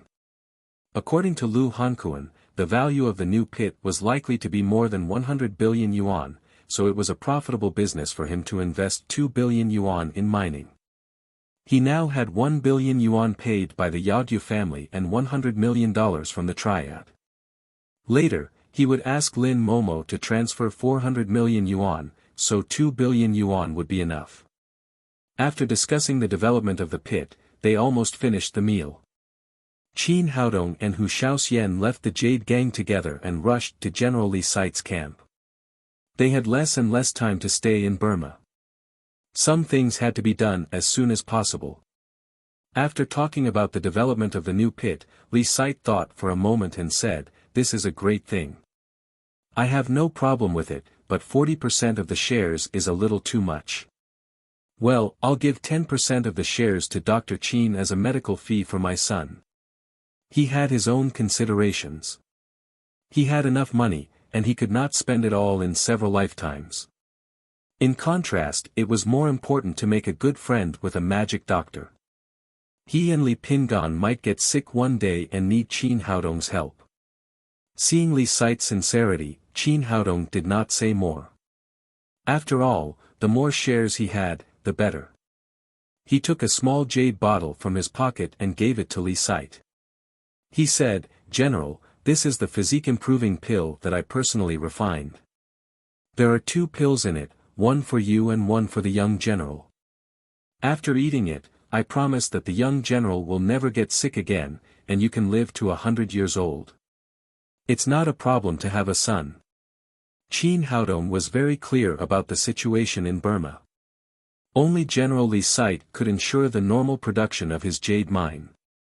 Once Li Site died, everything would be full of variables, so he naturally did not care about the 2 pills.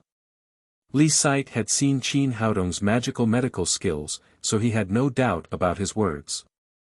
He immediately took the 2 pills as if they were treasures. At the moment, he was very happy. It seemed that his decision just now was right. There was no harm in having a good relationship with a great magic doctor. In this way, the agreement on the development of the new pit was reached. Because there was no law in the Golden Triangle, the 2 sides did not need to form a written agreement. They just needed to nod to each other. After telling Lu Hankuan the news, Qin Haodong said, "Boss Lu, I heard that there will be a raw jade gemstone exhibition these days. When will it start?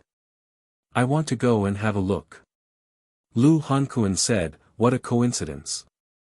The exhibition starts early the day after tomorrow, but it is not in the Golden Triangle, but in Peking. If Dr. Qin is interested, I will send someone to take you there." Qin Haodong said, "I'm going to buy a batch of raw stones. After all, it will take a while for the new mine to be built. Distant water can't quench present thirst." Lu Hankuan said, "That's easy. Dr. Qin, just take any stone you like." After that, he called over 2 bodyguards and arranged an off-road vehicle to send Qin Haodong and Hu Shaoxian to Peking. As soon as the 2 of them left, he picked up his mobile phone and called Mao Wenlong, the person in charge of the raw gemstone exhibition. He asked him to arrange all of Qin Haodong's itinerary and all the raw gemstones were free.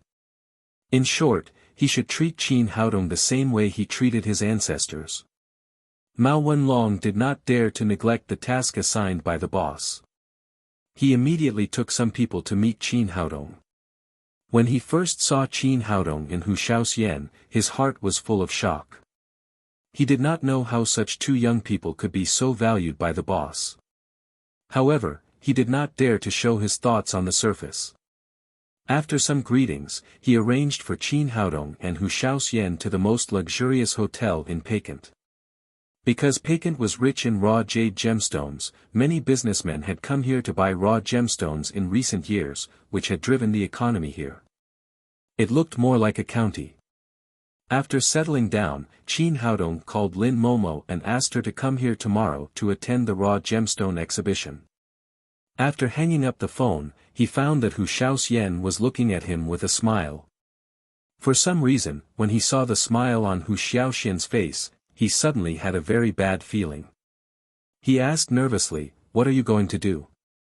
Hu Shaoxian winked at him and then said playfully, "Nothing, I just feel that my cultivation is too low, so I want to hurry up and improve it."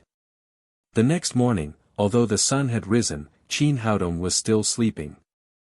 Although the dual cultivation method was beneficial to the improvement of cultivation, Hu Shaoxian did not let him go until it was almost dawn last night. People still needed to sleep after all. Suddenly, there was a violent knock on the door. "Papa, open the door. I'm here." Hearing that his daughter had come, Qin Haodong sat up suddenly. He was not sleepy at all. He did not expect Lin Momo to come so soon. Although he did not intend to hide the matter with Hu Shaoxian from Lin Momo, he had not taken the initiative to tell her. It was a little embarrassing to be caught by them at this time. However, he looked around and did not see Hu Shaoxian's shadow. There was no one in the bathroom. It seemed that she had gone out. He breathed a sigh of relief, put on his clothes, and opened the door. "Papa, why did you open the door so late?" After entering the door, the little fellow rushed into Qin Haodong's arms. Seeing the scattered quilt on the bed, she said, "Daddy, are you a big lazy worm? The sun is shining on your butt, and you still don't get up." Lin Momo said considerately, "Tang Tang, don't make trouble. Daddy must be too tired yesterday." The little fellow hugged his neck and said, "Is that so, Papa?" Qin Haodong looked embarrassed.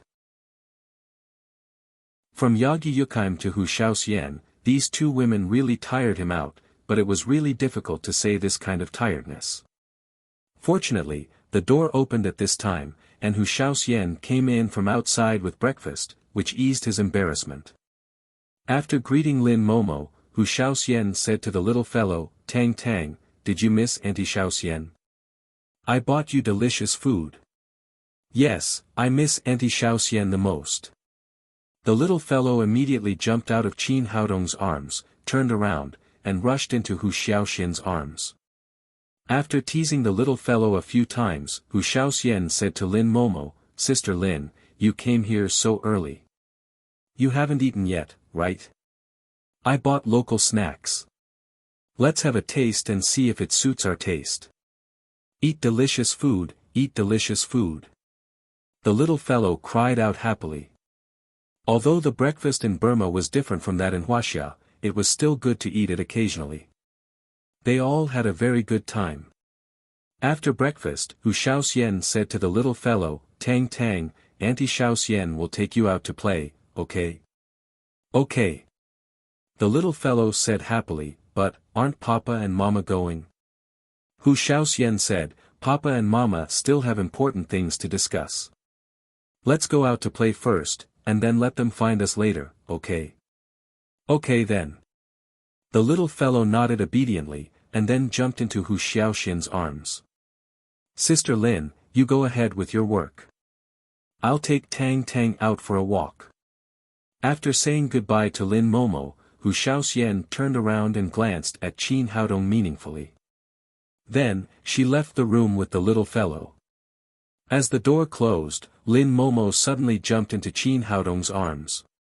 Although they had only been separated for a short time of 10 days, absence made the heart grow fonder. At this time, her eyes were full of longing. After a passionate kiss, Qin Haodong's 2 big hands had begun to invade her. Lin Momo gasped and said, "No, what if Xiaoxian and Tang Tang come back later? It's so embarrassing in broad daylight." She stopped and said, "It doesn't matter. Xiaoxian is creating opportunities for us. She won't come back for a while." "Creating what opportunities?" Lin Momo asked with a shy face. Qin Haodong said, "Momo, now that I have formed the gold core, I can take you to cultivate with me." "So soon?" Lin Momo was surprised at first, and then she said excitedly, "Great, it's really great. Then when shall we start?" She had always been eager to be able to cultivate as soon as possible. On the one hand, she didn't want to be a burden to Qin Haodong. On the other hand, she wanted to increase her lifespan so that the family of 3 could be together for a long time. "Let's start now. This is the opportunity that Xiaoxian has created for us." After saying that, Qin Haodong picked Lin Momo up and put her on the bed. A new round of double cultivation began again. As time went by, Lin Momo's aura became stronger and stronger. Under the nourishment of the green with genuine qi, she finally formed her own gold core. In just an hour, there was another master in the world who had reached the 3rd level of the supreme power realm. From an ordinary person to someone who had formed the gold core, Lin Momo was so excited that she felt like she was about to fly. "Haodong, is this true? I'm not dreaming, am I? What do you think?" Qin Haodong said as he pinched her there. Feeling the itch and numbness coming from her chest, Lin Momo was sure that she was not dreaming. She had really become a master, and she would never have to worry about being a burden in the future. After another round of sex, they slowly calmed down. Lin Momo curled up in Qin Haodong's arms and said, "Haodong, it feels so good to be strong." Then she asked, "Didn't you say that you need to find another one of the 12 zodiac animals to form the gold core? How did you do it so quickly?" "It's all God's will. Listen to me slowly." Qin Haodong told her what had happened after he and Hu Xiaoxian came to Burma from beginning to end, including falling into Zhou Tianhu's trap and almost dying in the hands of the Black Stone Taoist. Finally, he said, it was Xiaoxian who performed the celestial fox life sacrifice. She sacrificed her own cultivation to save me and help me form the gold core. Then I used the method of double cultivation to help her improve her cultivation. After that, he looked at Lin Momo and said, "Momo, you don't blame me, do you?" "Why should I blame you?" Lin Momo reached out her hands, held his cheeks and said, "I told you before, as long as you are good to me and Tang Tang, I don't care about anything else. You've experienced so many dangers this time and almost lost your life. It was Xiaoxian who saved you, which is equivalent to saving me and Tang Tang. I can't thank her enough. How can I blame you?" Qin Haodong breathed a sigh of relief and kissed Lin Momo on the forehead. He said, "Momo, thank you." Lin Momo said, "Don't thank me. You're our sky. As long as you're safe, it's fine. I'll thank Xiaoxian later. A woman like her, who is willing to sacrifice her life for you, is really worthy of love. You must treat her well in the future. There's another good news I want to tell you." After the important things were said, Qin Haodong relaxed a lot. Then he told Lin Momo about the recent situation in Burma. He said, "When this mine is developed, Lin's group will no longer have to worry about the raw jade stones. I fulfilled my promise to Master Lin." Chapter 422. Haodong, you're amazing. Lin Momo was very excited now. Not only had she become a real cultivator, but she had also solved such a big problem for the Lin family. She held Qin Haodong and was about to express her excitement in her own way when there was another knock on the door. "Mama, I'm back." Hearing the voice of the little fellow, the two of them had no other mood. They jumped out of bed and hurriedly put on their clothes. Lin Momo immediately felt the benefits of improving her cultivation. Her hands were much more agile than before, and she even put on clothes incredibly fast. She looked down and checked her clothes. After making sure there was no problem, she reached out and opened the door. "Tang Tang, why are you back so soon?" Lin Momo asked subconsciously. "Mama, we've been out for a long time. Tang Tang is hungry." After the little fellow said that, Lin Momo realized that her words were wrong. It was already noon. She and Qin Haodong had been together for a long time. Her face suddenly burned and she was embarrassed. Fortunately, the little fellow did not notice her. She said to Qin Haodong, "Papa, let's go eat." "Okay. Let's go eat." Qin Haodong held the little fellow and the four of them walked to the hotel restaurant together. Lin Momo and Hu Shaoxian walked behind. She whispered, "Shaoxian, thank you." Hu Shaoxian was smart and immediately understood what Lin Momo meant. She smiled and said, "Sister Lin, you're welcome. This is what I should do." Lin Momo took Hu Shaoxian's hand and said, "You're right. This man is really worrisome. You have to help me take care of him in the future." Hearing this, Hu Shaoxian's body trembled slightly. She understood that Lin Momo had completely accepted her. She knew how much Qin Haodong valued Lin Momo and her daughter. She had been worried that Lin Momo would reject her, but now she could finally rest assured. After lunch, the four of them toured the urban area of Peking. That night, Hu Shaoxian returned to the capital first. The next day was the day of the raw gemstone exhibition. Mao Wenlong had sent a car to wait in front of the hotel early and took Qin Haodong and his party to the raw gemstone exhibition. The location of the raw gemstone exhibition was very unique. On the left was a flowing river, on the right was a towering mountain, and in the middle was an open space of about 100 acres. It was said that it used to be a raw gemstone pit. After it was developed, it was backfilled and became the current raw gemstone exhibition. Qin Haodong looked around. Although the exhibition had just begun, it was already crowded with businessmen and tourists who came to buy raw gemstones. The format of the exhibition was basically the same as that of Lin's group. The raw stones of various sizes were divided into several areas and then marked with numbers. Customers could buy them directly after selecting them.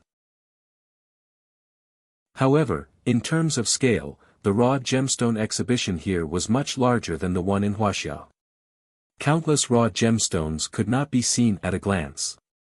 There were also a sea of customers from all over the world buying raw gemstones. He glanced at Mao Wenlong, who was respectfully following behind him, and said, "Brother Mao, you go ahead with your work. We'll look around by ourselves." Mao said, "Mao, Mao," as, "Mao, I," Mao said, "He, Mao, Mao, he." Time, he, mom, he Mao, he, as, he. Then he left his phone number to Qin Haodong and turned to leave. Qin Haodong held the little fellow in his arms and wandered around the exhibition site with the mentality of a game. Lin Momo followed Qin Haodong with a small notebook, and from time to time, she wrote down the raw stone number that Qin Haodong exposed in the notebook. In this raw gemstone exhibition, Lin's group sent a special purchasing group, led by Lu Yage with professional jewelry appraisers, to purchase in other parts of the venue. In this case, Qin Haodong didn't care about ordinary raw stones at all. The ones he chose were all fine ones with a premium rate of more than 20 times, and some even reached 100 times. Under such circumstances, the frequency of his attacks was naturally much lower. In addition, in order not to attract attention, he deliberately slowed down and brought the little fellow along to watch the show from the side from time to time. Gambling was human nature. Every time the raw gemstone exhibition came, the most interesting thing for people was stone gambling. Many people liked to choose a stone and cut it on the spot. In this case, it would often attract a large number of people to watch. However, as long as there was gambling, there was a loss and a win. In the stone gambling business, there was a saying that one cut was poor and one cut was rich, and one cut was heaven and one cut was hell. Some people chose a stone, and they might become millionaires in the blink of an eye, and some people lost everything in the blink of an eye. As the three people were wandering, suddenly there was a noise in front of them. Someone jumped into the river. Someone jumped into the river.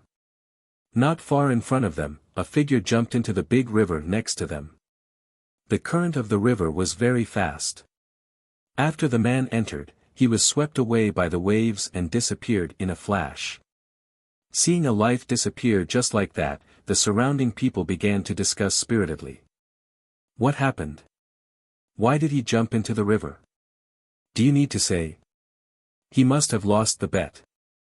He bought a stone with 2 million yuan, but he was completely ruined and didn't get a penny back. No one could bear it. But he didn't jump into the river, did he? I heard that the 2 million yuan was borrowed from usury. Even if he didn't jump into the river, he would be beaten to death. Lin Momo shook her head and said, "It's a pity. Is it worth it for a stone?" Qin Haodong said, "He didn't die because of the stone, but because of his own greed. He blindly wanted to get something without sowing and wanted to get rich overnight. In the end, he could only die. He had no mercy for this kind of gambler." Whether it was the cultivation world or the earth, there were such people everywhere. Anyone who was addicted to gambling would end up miserable. The man's death did not cause too many waves in the raw gemstone exhibition. Soon people forgot him and continued to pay attention to the stone. The little fellow didn't understand this. Her big eyes were fixed on the stone gambling scene next to her. It seemed that she was very interested in the fact that there could be jade in the stone. "Papa, stone gambling is fun. I also want to choose a stone to cut." Qin Haodong said, "Okay, how about Papa help you choose a stone?" The little fellow cried, "No, no, I want to choose by myself." Lin Momo said, "Haodong, let me choose by myself." She knew Qin Haodong's ability very well. She knew that as long as Qin Haodong chose the stone, it would be at least 10 times or even dozens of times more valuable. However, after the stimulation of what had just happened, she didn't want her daughter to develop the awareness that gambling was easy, so she let her choose by herself. It was better to choose a stone that could not be cut, so that she could have a correct understanding of gambling. Qin Haodong also understood what Lin Momo meant and said, "Okay, then I choose by myself." "Which one are you going to choose?" The little fellow looked around. Although Qin Haodong held her in his arms, there were too many people around, so she still couldn't see the small stone. She stretched out her white and tender fingers, pointed to a huge raw stone next to her and cried, "The big one, Papa, I want the biggest one." Qin Haodong and Lin Momo looked along her little finger and saw that the stone was 2 meters high and more than 1 meter wide. It should weigh 2 or 3 tons. It was the largest raw stone within sight. He laughed in his heart. His daughter was so unlucky in choosing the stone. Although this stone was very big and looked good, with python patterns and cracks, there was no spiritual qi at all. Looking at the price, it turned out to be more than 500,000 yuan, and the exhibition here was priced in US dollars. 500,000 US dollars was 3 or 4 million yuan, which was enough to buy a sports car. After all, Qin Haodong still felt a little reluctant, so he tentatively said to the little fellow, "Tang Tang, can we choose another one?" The little fellow shook her head and said, "No. No. I want the biggest one." Qin Haodong was speechless. The child's logic was really simple. She chose this stone because it was the biggest. He still wanted to say something, but Lin Momo said, "Forget it. Since it's my daughter's choice, let's respect her opinion." Looking at Qin Haodong's expression, she knew that this stone would definitely be lost, but in order to let her daughter have a correct understanding of gambling, she still decided to buy this stone. Qin Haodong nodded and said nothing more. Lin Momo waved her hand and called a staff member over. She pointed to the big stone and said, "We'll take this." The staff member said, "Okay, would you like to cut the stone here, or check it in for you?" "I'll cut it on the spot." After Lin Momo said that, she took out a bank card. Before she could give it to the staff, a man and a woman came from the other side. The man was about 40 or 50 years old, short and fat. It was estimated that he would never be able to see his little penis when he peed. The woman holding his arm was only about 20 years old, tall and particularly enchanting. When the two of them were together, it was easy for others to see the relationship between them. When they walked nearby, the woman pointed to the big stone chosen by the little fellow and said, "Honey, this stone is good. I want to bet on it." "Good? I can't see anything except that it's a little big. Don't tell me that you also like big stones." The man said and laughed. His face was dirty, and anyone could hear the meaning of his words. "You're so annoying. I like big ones. What's wrong? Buy it for me." The woman's voice was coquettish. It was so charming that it could give people goosebumps. "Okay, since my baby likes big ones, let's have a big one." After the short and fat man said that, he waved to the staff next to him and said, "Did you hear that? My baby wants this stone. Hurry up and bring it to me. I want to cut it on the spot and see my baby's luck." After that, he also took out a bank card and gave it to the staff. Although the little fellow didn't understand what the two people said, she generally understood that they wanted to rob her stone. She immediately cried, "No, no, that stone belongs to me." The staff member said to the short and fat man with embarrassment, "I'm sorry, sir. This stone has been chosen by this lady." Because there were too many people on the scene, after the staff member finished speaking, the short and fat man saw Lin Momo. Suddenly, a look of amazement appeared on his face, and then his eyes showed irrepressible greed and desire. Although the woman next to him was somewhat beautiful, compared with Lin Momo, she was simply a rotten leaf, not worth mentioning. He wiped the saliva from the corner of his mouth, shook off the woman next to him, took 2 steps forward and said to Lin Momo, "Miss, let me introduce myself. I'm Li Wangkai. I have companies in Burma and Wuxia. My family has assets of more than 100 million. As long as you're willing to have dinner and drink with me tonight, this stone will be my gift to you. How about it?" Lin Momo glanced at him and suddenly said with a face full of disgust, "No need." After that, she handed the bank card to the staff again and said, "I want this stone. Pay."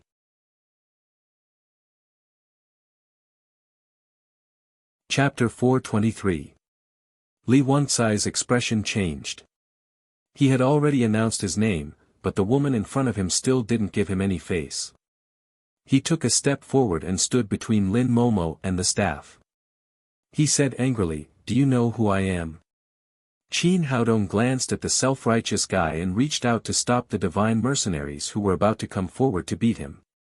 Then, he stood side by side with Lin Momo and said, "We don't know who you are, but in Wuxia, people called Wangkai are generally dogs. There's an old saying in Wuxia that a good dog doesn't stand in the way." As soon as he said that, the onlookers burst into laughter. Li Wangkai glanced at the divine mercenary standing beside Qin Haodong and immediately gave up the idea of using violence. However, he had lost face in public. His face swelled like a pig's liver, but he still shouted fiercely, "Boy, do you want to die?" He regretted it now. If he had known it would be like this, he would have brought his bodyguards with him today. Qin Haodong still looked calm and said, "I don't want to die. We just want to buy that stone. Please get out of the way." Li Wangkai cried, "No, my woman likes that stone. I can't sell it to you." Qin Haodong frowned and said, first come, first served. That stone was chosen by my daughter first. You should sell it to us first. The little fellow said, yes. Yes. That's the stone chosen by Tang Tang. You can't give it to others. The people around also began to talk, that's right. That stone was chosen by the little girl first, what's the point of robbing? There are plenty of stones here. You can choose another one. The staff also stepped forward and said, Sir, that stone was indeed chosen by the little girl first. There are so many stones in the exhibition. You can choose another one. At this time, the coquettish woman held Li Wangcai's arm and rubbed her silicone chest back and forth. My dear husband, I want that stone. I like big ones. Qin Haodong said, beautiful women can't be satisfied in some aspects. Choosing a big stone alone won't solve the problem. Besides, we'll buy this stone first. His words were very vague, but there were still quite a few people who heard the meaning behind it and couldn't help but laugh foolishly. The coquettish woman was stunned for a moment, then she hugged Li Wangcai's arm and cried, Honey, did you hear that? He said you were small. Seeing that this stupid woman actually exposed it in front of everyone, the onlookers burst into laughter. Li Wangcai's face turned red. He had a stomach full of anger, but he had no way to vent it. He turned to the staff next to him and said, You must sell this stone to me. The staff member said awkwardly, Sir, I really can't. Li Wangcai said angrily, Why not? Aren't your stones for sale? I can pay more. I have money. He took out his bank card and shouted, Isn't this stone priced at 500,000? I'll pay 1 million. The staff member looked embarrassed. From the bottom of his heart, he naturally wanted to sell it for more money. The higher the price of the stone, the more commission he would get. However, the exhibition also had the rules of the exhibition. After all, this thing was seen by Qin Haodong first. Qin Haodong was secretly amused. It was a big loss of 500,000 yuan for a stone with nothing, but this guy actually doubled the price directly. Since he wanted to be the biggest winner, Qin Haodong would give him a hand. He pretended to be indignant and said, More money, right? This stone is what my daughter wants. I'll pay 1.5 million. Li Wangcai cried, 2 million, 2 million, 3 million, the two of them began to compete with each other and took turns to bid. Each time, the increase was the original price of the stone. Soon, the price reached 5 million. It should be known that the price here was in US dollars. 5 million was more than 30 million yuan, which was 10 times higher than the original price. These two people are crazy. How can they spend so much money on such a stone? What do you know? Rich people want to save face, rich people are really capricious. With such a high price, I guess whoever buys it will lose. As the price continued to rise and he heard the discussion around him, Li Wangcai slowly calmed down. He had been in Burma for so many years and had a certain understanding of raw jade stones. This stone was not worth the price at all.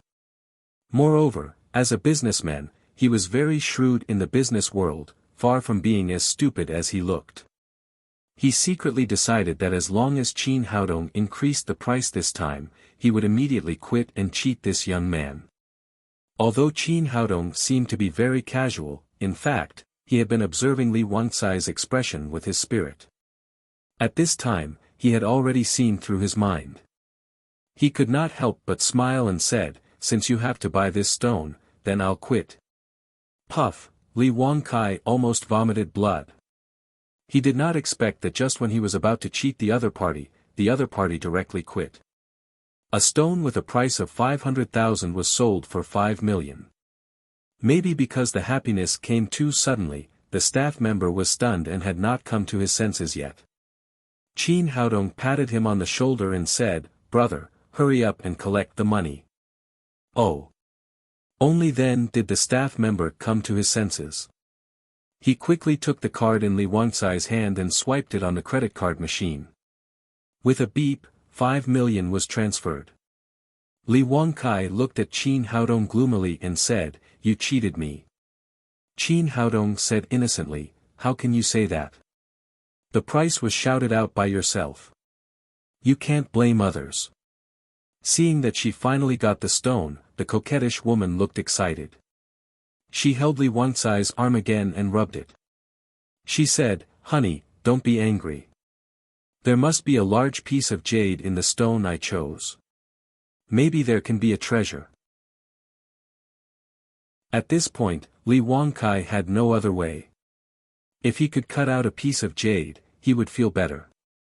He snorted and said to the staff member, "Hurry up and find someone to cut it for me."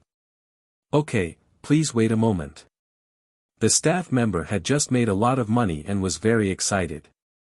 In a flash, he called 2 stonecutters. For such a large raw gemstone exhibition, the Jade Gang had prepared hundreds of stonecutters to cut for these gamblers at any time. The 2 stonecutters used a forklift to move the large stone over and then began to cut it. The people around did not disperse. On the contrary, they were full of interest. They gathered around and wanted to see what Li Wangkai could cut out. Qin Haodong was not in a hurry to leave. Qin Haodong was not in a hurry to leave.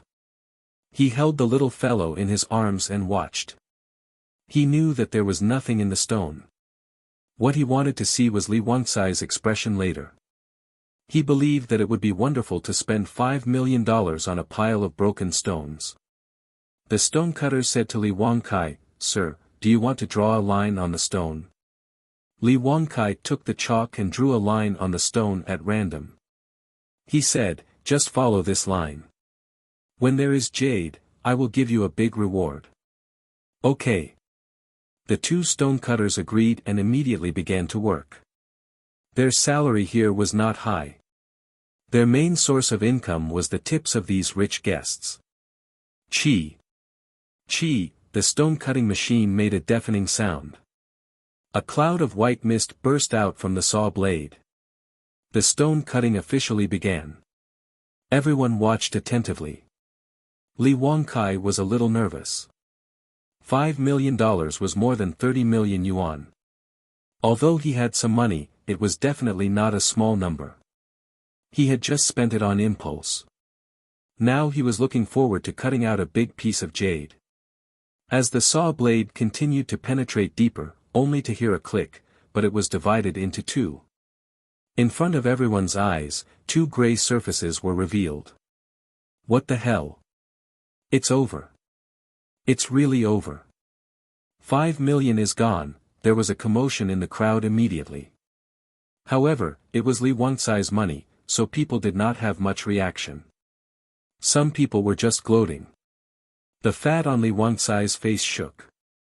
He glared at the woman fiercely and then shouted again, "Cut again. Continue to cut."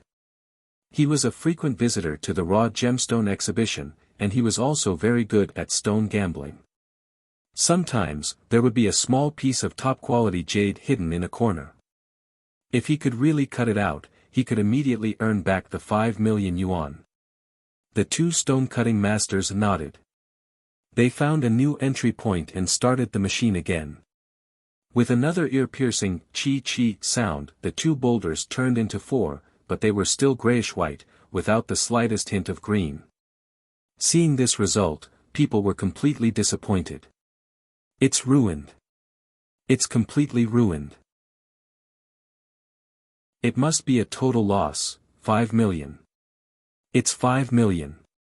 It's really a big loss to buy such a rotten stone. He's really stupid. He only chose the big one. Now he must have lost a lot. Seeing the gray fragments of the raw gemstone, Li Wangcai's face was as ugly as if his father had died. A stone-cutting master asked carefully, "Sir, do you still want to cut it?" "Of course, I want to cut it out."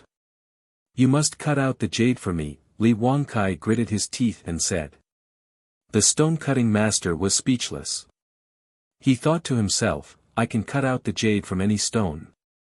Do I still need to serve a brainless guy like you?" However, since the customer had a request, they had to meet it. So they started the machine again.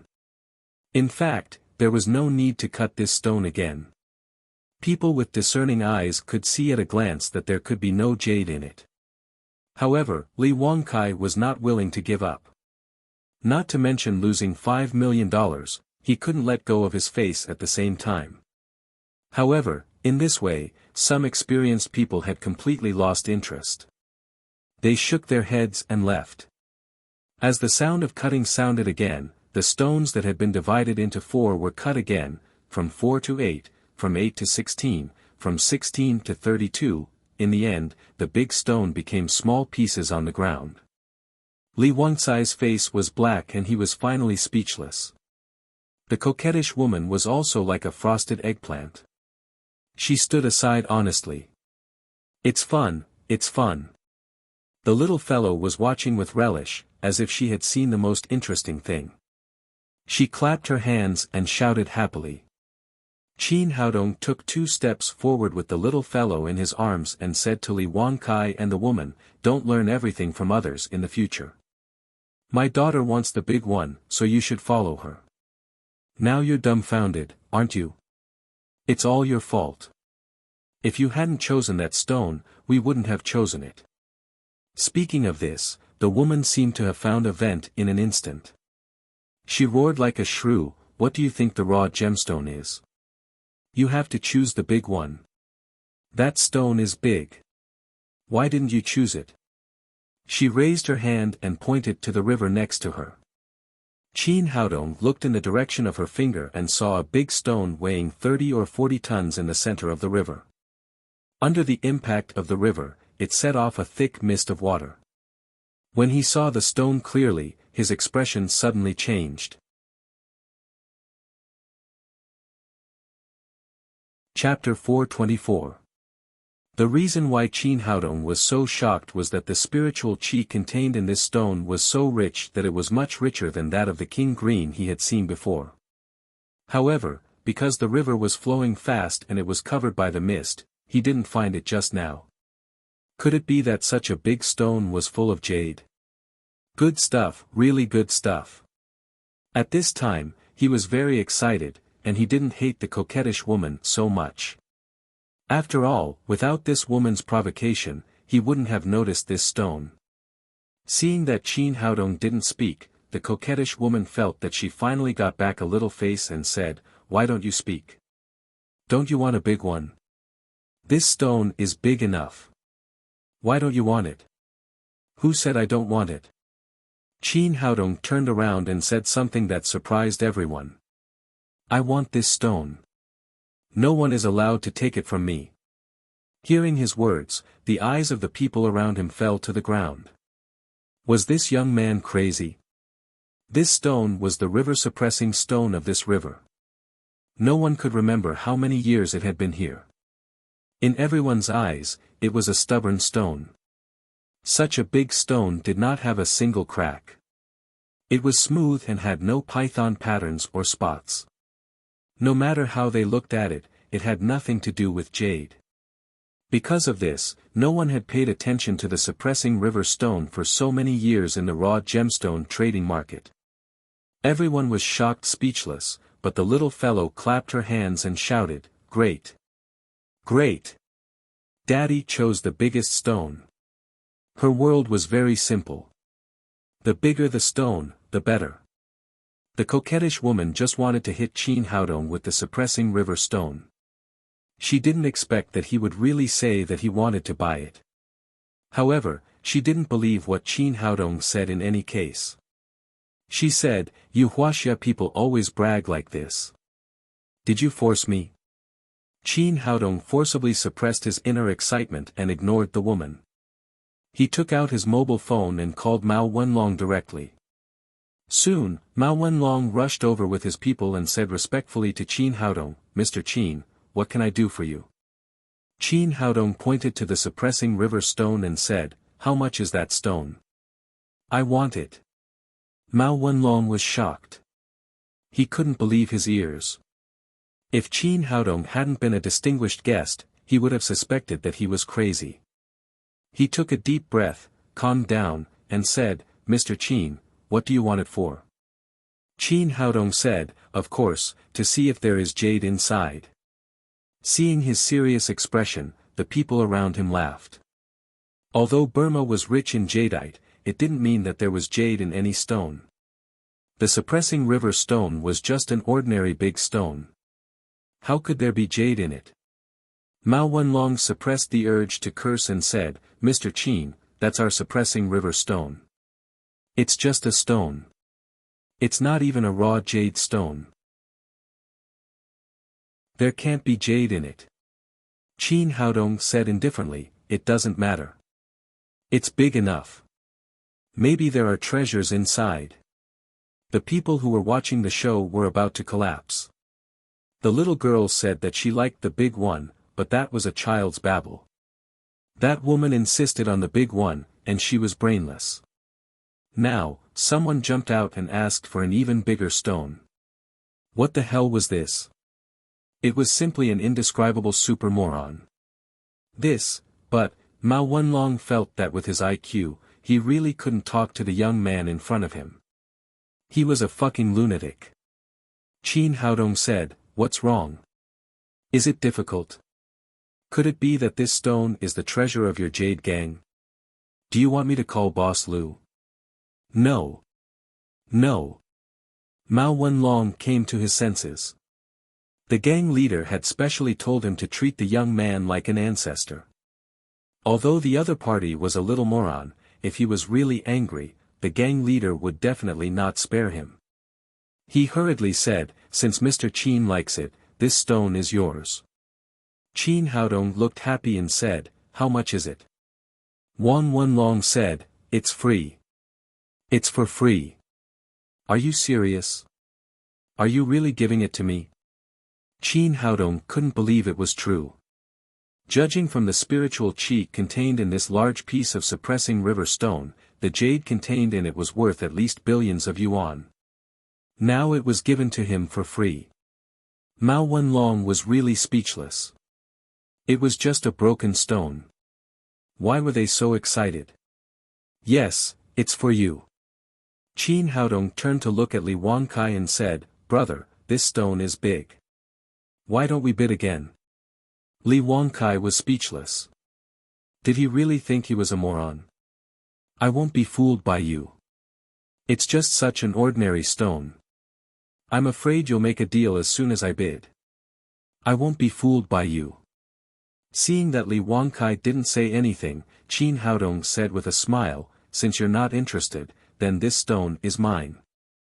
He turned back and said to Mao Wenlong, hurry up and help me get it up. I want to cut it on the spot. Mao Wenlong said with a bitter face, Mr. Qin, are you serious? You're not joking, are you?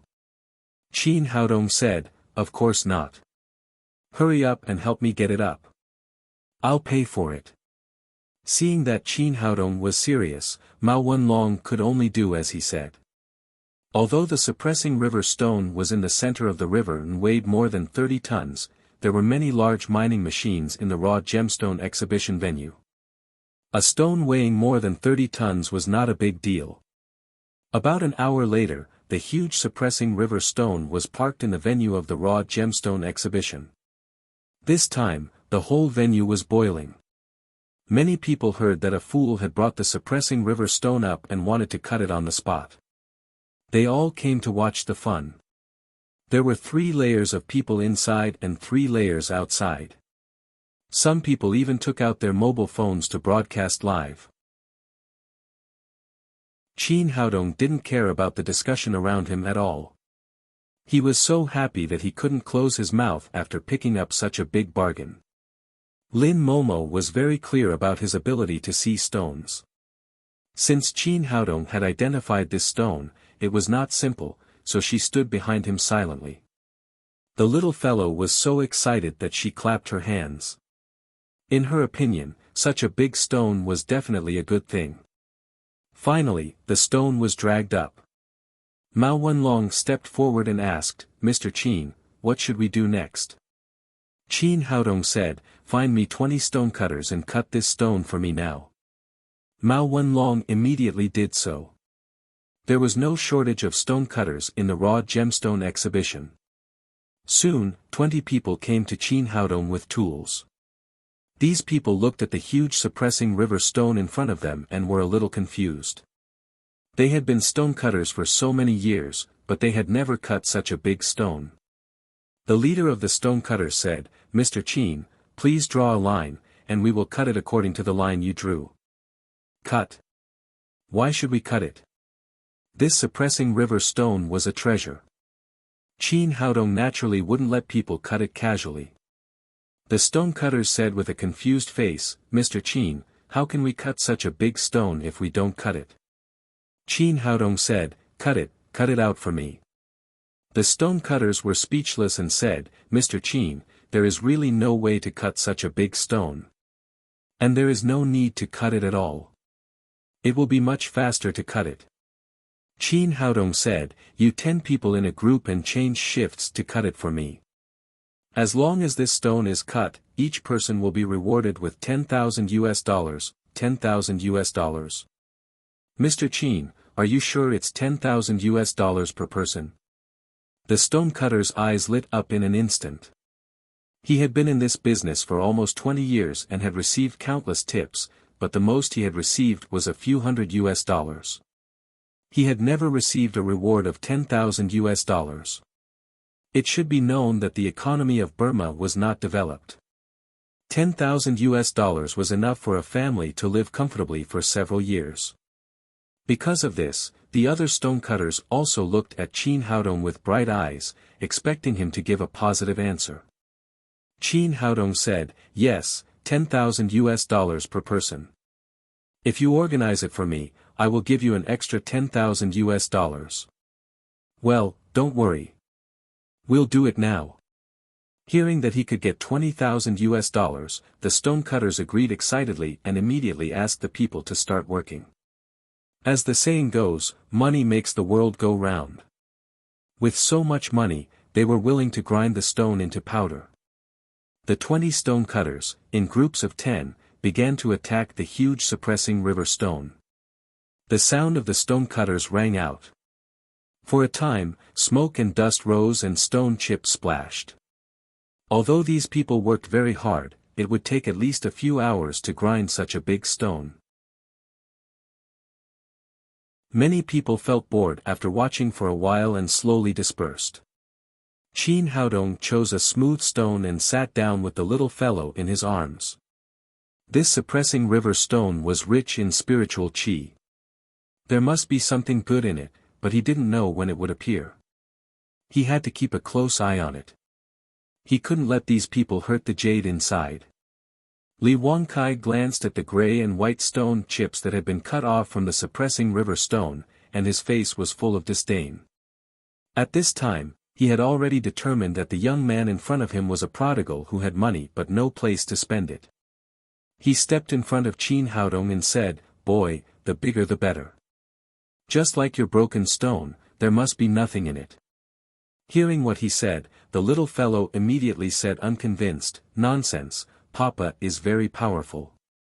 There must be a treasure in the stone that Papa chose." Qin Haodong looked up at him and said with a smile, "Did you hear that? My daughter said that there must be a treasure in the stone, and it is so big.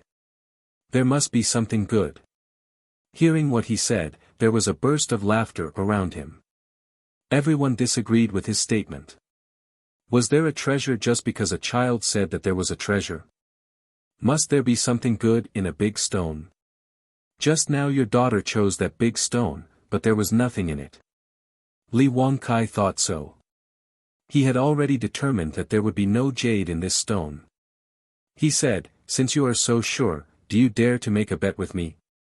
Qin Haodong said, "Well, I like to bet, and I have always been lucky. I have never lost a bet." A trace of sarcasm flashed across Li Wangcai's fat face and he said, "Let's bet $10 million. As long as you cut out a nail-sized jade in this stone, I will lose." As soon as he said this, there was another uproar in the crowd. This fat man thinks he is a fool. $10 million is not a small number. Who will bet with him? I can see that he just lost $5 million because he wants to get it back from this young man. It's a bet that he will lose. As long as this young man is not stupid, he will definitely not bet with him. Everyone expressed their opinions. Qin Haodong looked at Li Wangkai with a smile and said lightly, "Well, I will bet with you." Everyone opened their mouths in surprise. This young man was really stupid. You're tuning into the Han Li's Wuxia Chronicles YouTube channel. We're so grateful for your support, and don't forget to subscribe to join us on this incredible journey through captivating stories. Your generosity through donations truly makes a world of difference, as it's the primary source of revenue that allows me to expand and enhance this channel for you. Thank you from the bottom of my heart for being a part of this adventure.